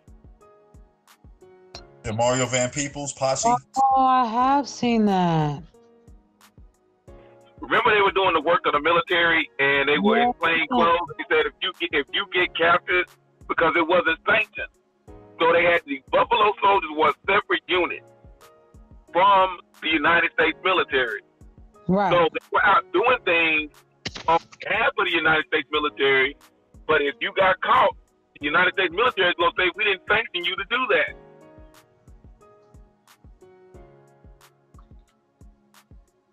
First spies.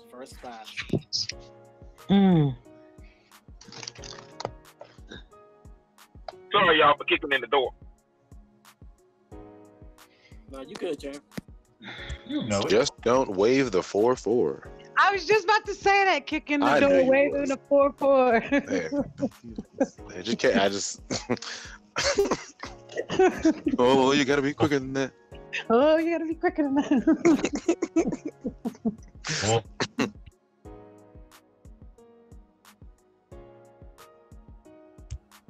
you had any more questions, Gabby, or you continue reading if you don't, or if anybody else has anything to add to it. Yeah, it's just I'm here. Okay, on this part, I'm hearing that because of supposedly stolen horses, that basically they got ambushed. They got tracked down, ambushed. It's just, I don't know. I mean, I know how I think now, and I know I wasn't there. So I don't know how serious it was where, okay, you take my horse and I'm going to track you down for days and hours or whatever. I don't know. Can I answer your question? Yeah. You don't mind? A horse is a means of transportation. This law still applies in Texas. Even if the repo man comes to repossess your vehicle, you can shoot him. So when you hear about these horses, equate that to having your car. I'm moving to Texas. It's still important to steal a horse. On the books in Florida, stealing the horse, the penalty is still hanged to death. For stealing a horse. I moved to Texas. I ain't hanging nobody. Look, why you changing mine so fast? It makes sense to it because a lot of people don't watch movies. Take the Billy the Kid story from the movie. Okay. How they work for the government, and by working for the government, somehow they became wanted. Because these soldiers are working for the government, but still you got local sheriffs putting bounties on their heads.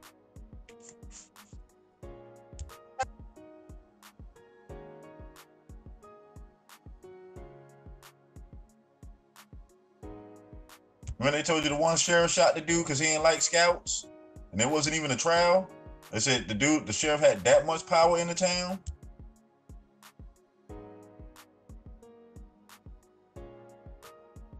Yep. Okay. I get it.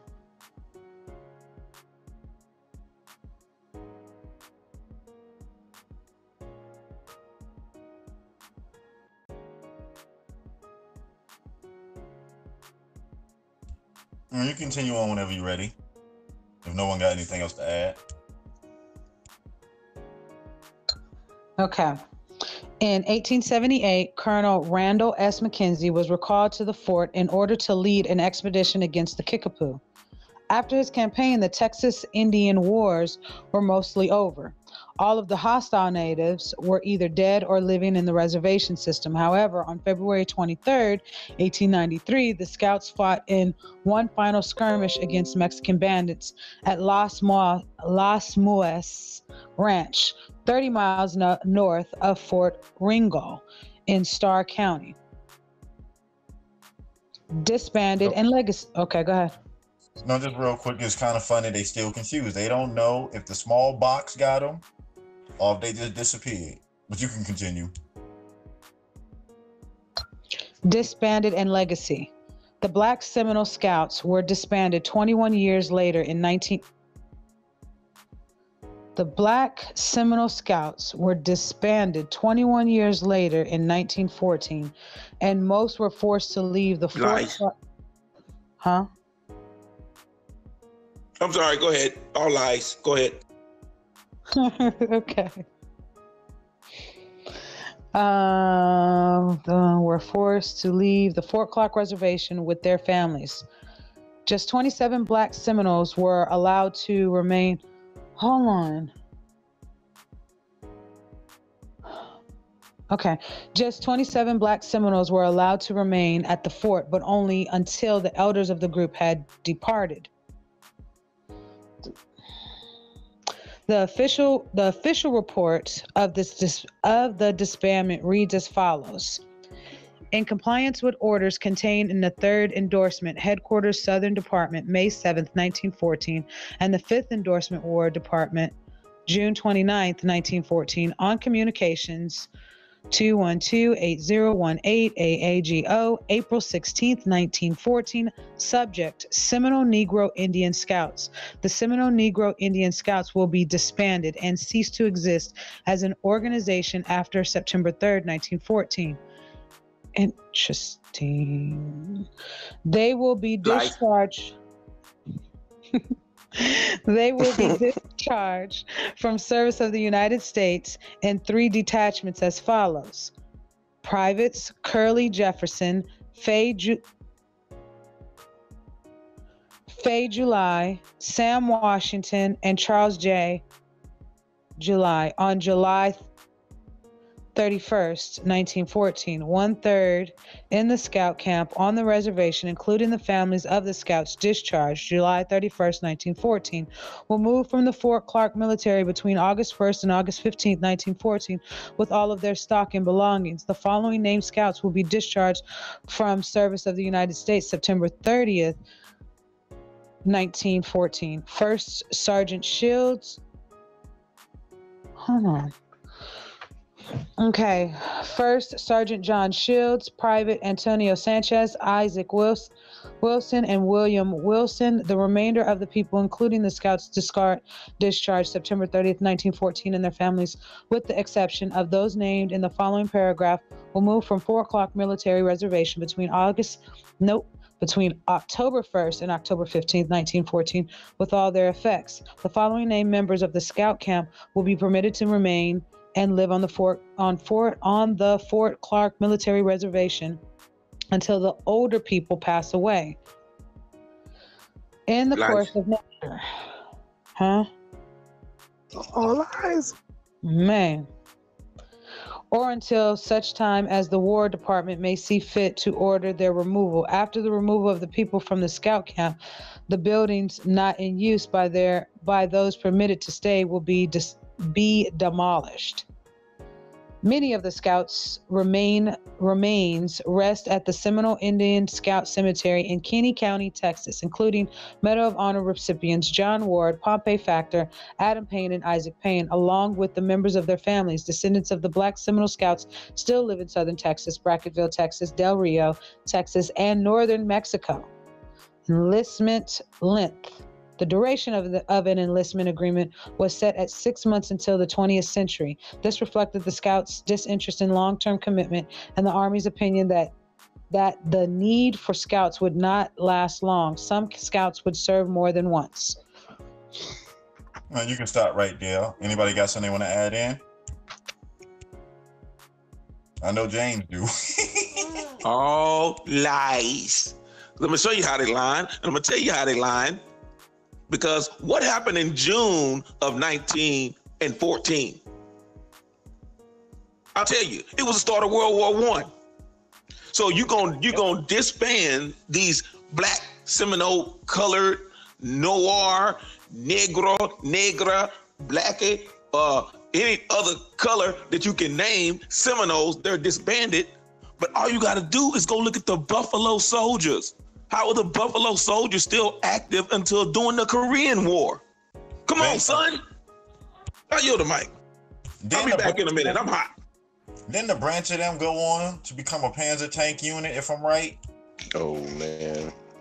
Well, you gotta bring up old stuff. I'm just saying. It's kind of funny. They say 1914. To add on to what Brother James was saying, they didn't disband them. They just moved them from one set of action to another set. You didn't need them on the West now. You having a world war, so now you need to bring them out over to the coast, start shipping them out.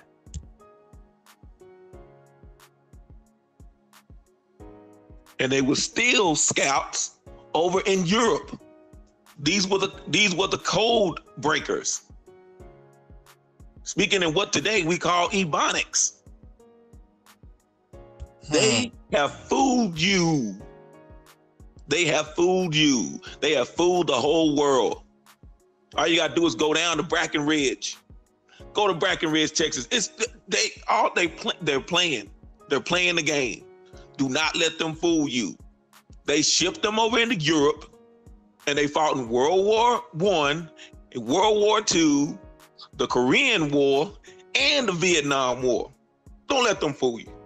So when you, like I said, when you see Seminoles, exchange that with Buffalo Soldiers, all of your cavalry. I was attached to 1st Cav. When you get that patch, if you were part of any cavalry, it has a horse on there. Remember, they gave the Seminoles, and the Seminoles had horses as they were leaving Florida. Then you get the chief that they're talking about is African-American Indian Seminole, John Horse, and how they assassinated him and what he was doing, because Guerrero, again, the president of Mexico, was saying, come on home. And if you know what Guerrero means, Guerrero in Spanish means warrior. These were the black warriors that were native, let me rewind this, that were indigenous to this land, not from Africa. They keep trying to go back and rewrite history. That is why they had these Seminoles on the border, because they knew as long as there were their relatives on the border, the Mexicans, which was still the part that were all of our relatives, were not going to come and attack Texas, because you're not going to continue to kill your own people. Come on, son, replace Seminole with Buffalo Soldiers, and read about the Buffalo Soldiers and all of these cavalry. Whether it's nice mechanized cavalry, it's all the same. Don't let them fool you. Look up these cavalry units. How were they serving in World War II under Patton, under George Patton, if all of them has been disbanded in 1914? And we're talking about all this span from then to World War II, going into the, like I said, the Korean War and the Vietnam War. I yield the mic. I'll be back in a minute. Sounds like more to me, reclassified, if anything.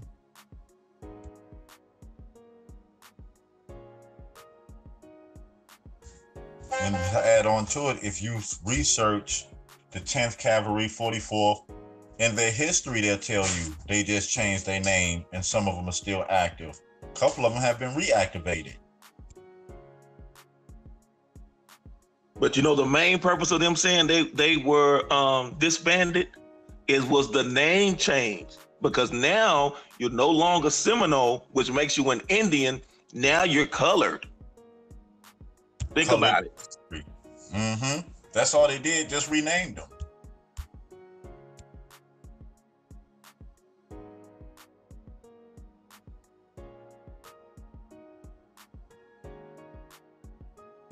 And we said again, use Indians against Indians.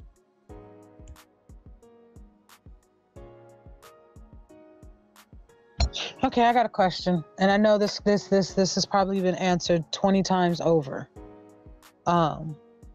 But like, I really don't understand how convincing it was, or easily convincing it was, just the promise of land and whatnot, just to place Indian against Indian. Like, I don't understand how, like, I hear it, you know, okay, land here, or, you know, this tribe had a beef with this tribe, but at the end of the day, like, an outsider came in and put everybody against each other?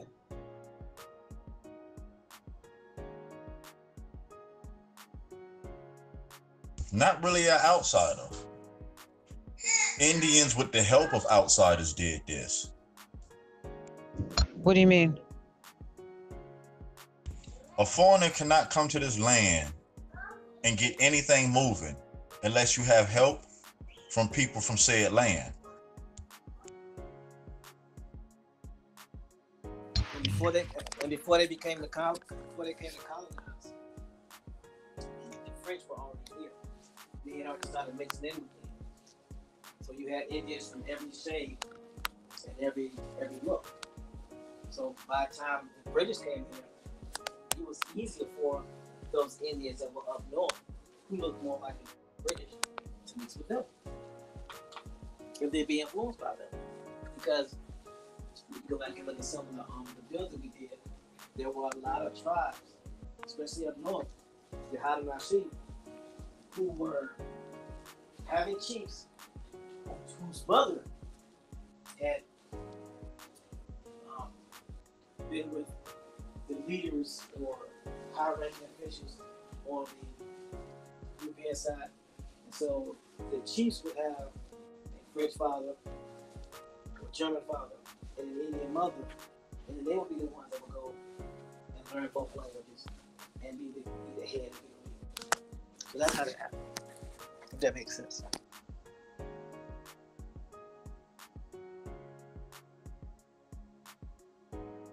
Yeah, because even when they're telling you about these Buffalo Soldiers, they're telling you that they're employed by the U.S. military. And it wasn't by force, because they had their whole families out there.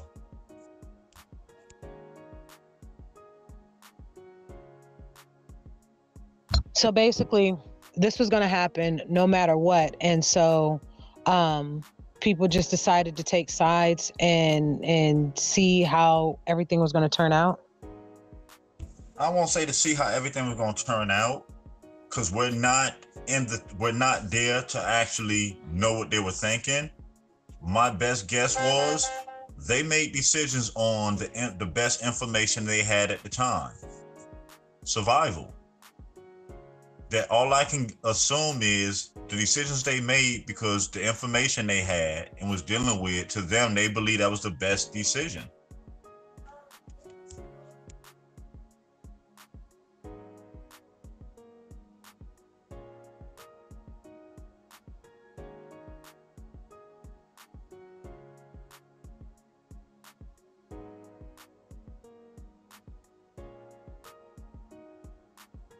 I mean, like I said, that's the best assumption I can make on it without actually living in that time and knowing firsthand, knowing the choices and the situations that they had to deal with. Reading it and actually living through it, is two different things. You can always say what a person shoulda, coulda, or woulda did once the situation is already passed, but living it is kind of different.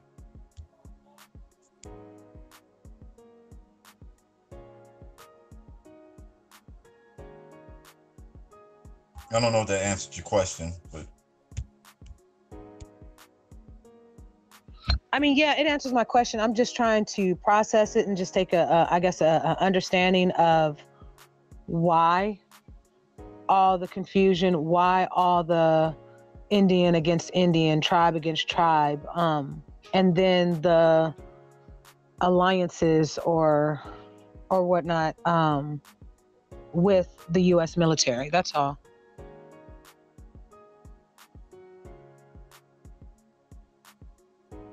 You have to think this was the time of the machine gun. Everything was fine.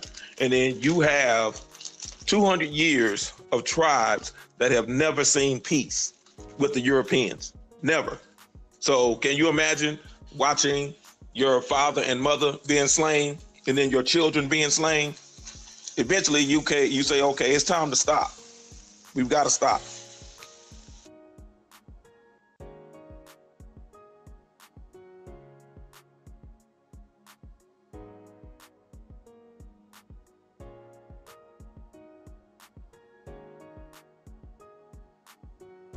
Any more questions?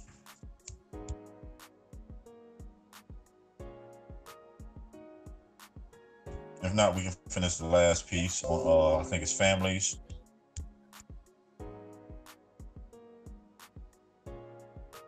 Okay, I'm still reading. Oh yeah, the last section. Okay.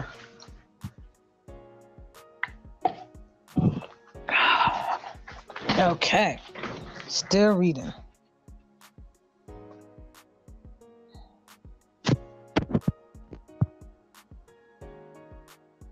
What you trying to say?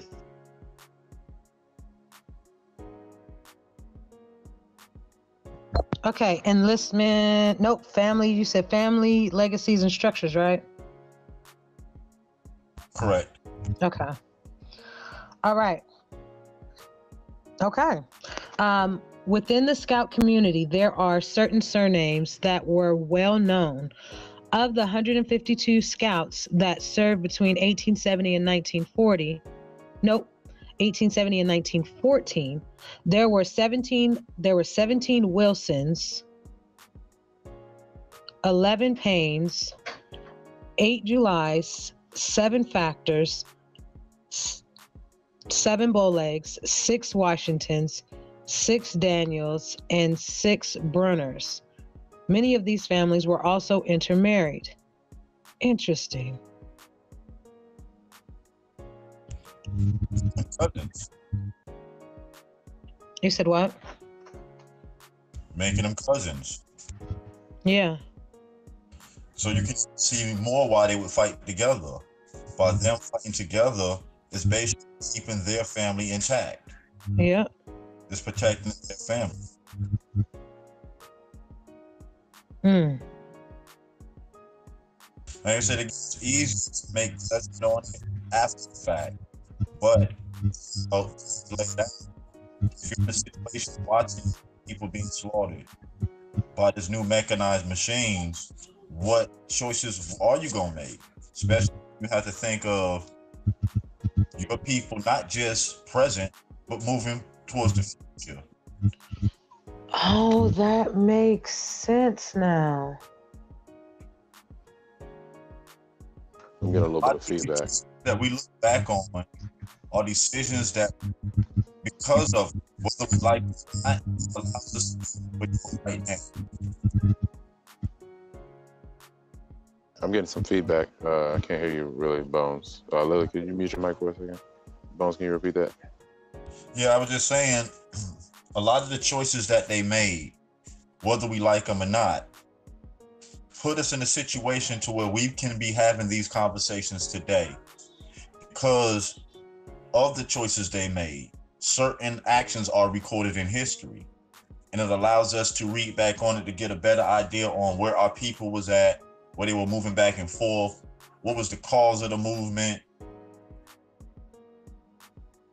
You know, I just try to look at it as not to look down on it, to look at it as because of these actions, some of us can find out who we are today.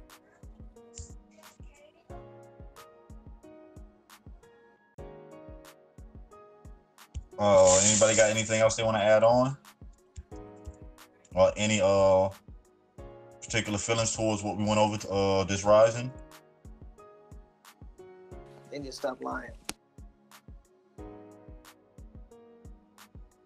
That's all I got to say about that. Yeah.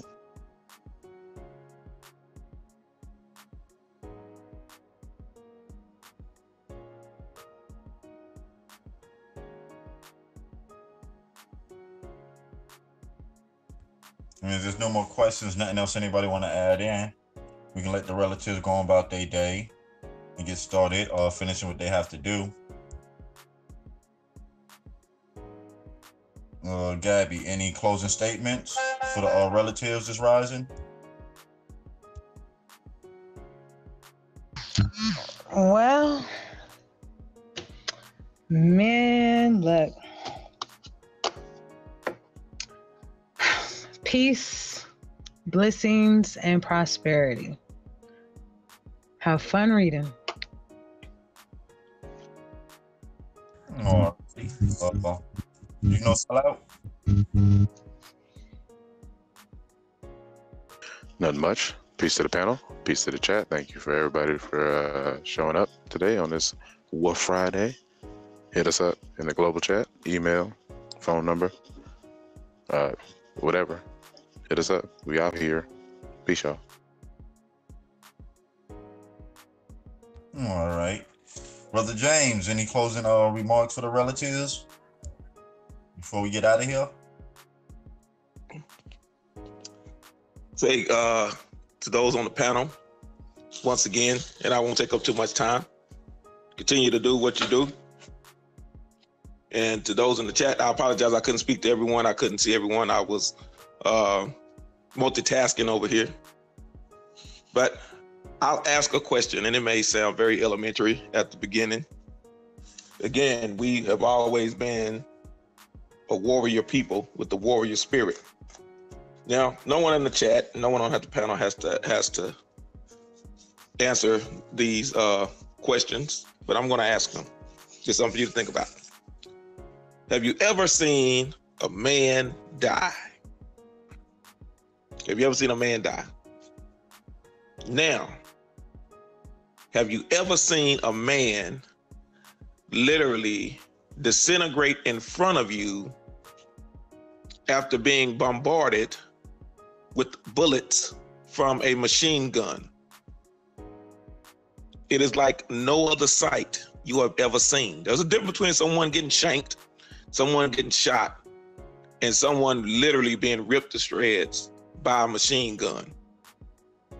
When that invention came into play during these wars, that's what slowed it down. And some of us made the decision and said, we cannot continue to go this route because we will be wiped off the face of the planet. You also have to realize that all this was not being done in a bubble, because in the Yucatan, the caste wars were going on. So again, fighting on multiple fronts. The wars that were going on down there because the United States was making a deal with those Mexicans, Hispanics that you see on TV now, on Univision and Telemundo, to eliminate us from Mexico. So now we're at a standstill. But don't let them fool you and think that we no longer exist, because you still have establishments down there like Montemoras, Brownsville, Texas. All of that is still our people. And when you go down there, you see the Afro-Mexicans, Afro-Mexicas that the Europeans try to tell you came on slave boats from Africa. But when you actually talk to the Afro-Mexicans, the Afro-Mexicas, they will tell you we were always here. And we are older than those calling themselves Mexicans today. The reason why I know, because again, I still got people down there. Don't let them fool you. And I end the great words of that great philanthropist and trailblazer, Nell Carter. Give me a break, because I sure need one. I'm out the mic. Get me out of here. Somebody get me out of here. Give me a break. Ooh, yeah. All right. Thanks, James. Brother TMH, any closing statements for the relatives that's rising? Just to appreciate everybody in the chat. I appreciate all those. Don't sound very distant. Oh, Yeah, you over there. what about, don't do that. How about now? You sound like the 10,000 Hey, Gabby, monster got you, Gabby. Mm-hmm. Yeah, do something about that. Back with her. 10,000 gigawatt monster. Sound the majority on the website. Chat on the website. That's not better, TMH. Yeah. You like in someplace past Egypt. Oh yeah, put your face near the microphone. You mean like now? All right, do what you want. You know what? Just do what you want. Just use the list. Don't do that. Is that better? That is 100% better, sir. Yeah. So now y'all got me driving with the phone to my head. But anyway, just want to say shout out to everybody. Appreciate the panel for all y'all doing, for all y'all support. And yeah, I'll be looking forward to getting back on and getting back tomorrow. So with that, I turn everything back over to Bones H. McCoy. All right, talk to y'all later. All right, thanks, mate. Have a safe journey.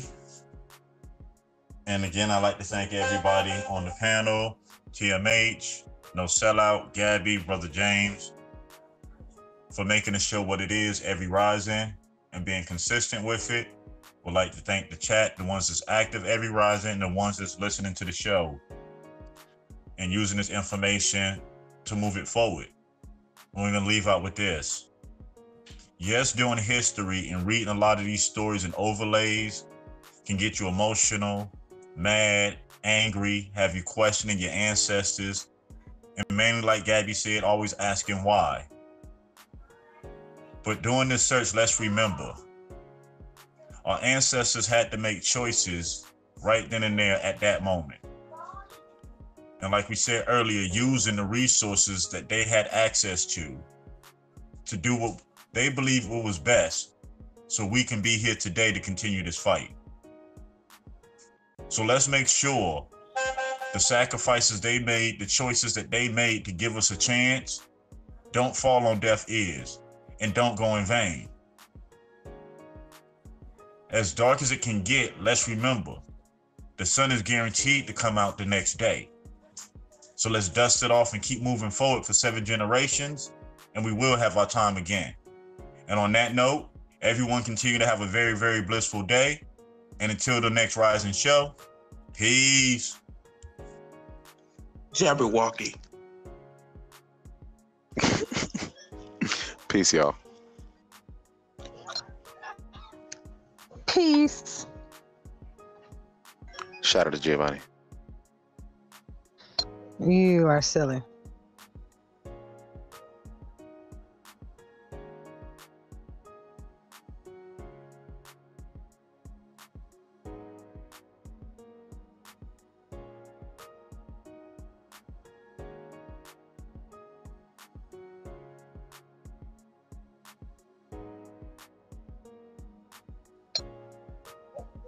Can y'all hear me? Can she be heard? Can I be heard? Okay, I got another question. Shoot, you love. What happened? Go ahead, ask the question. Hold on 1 second.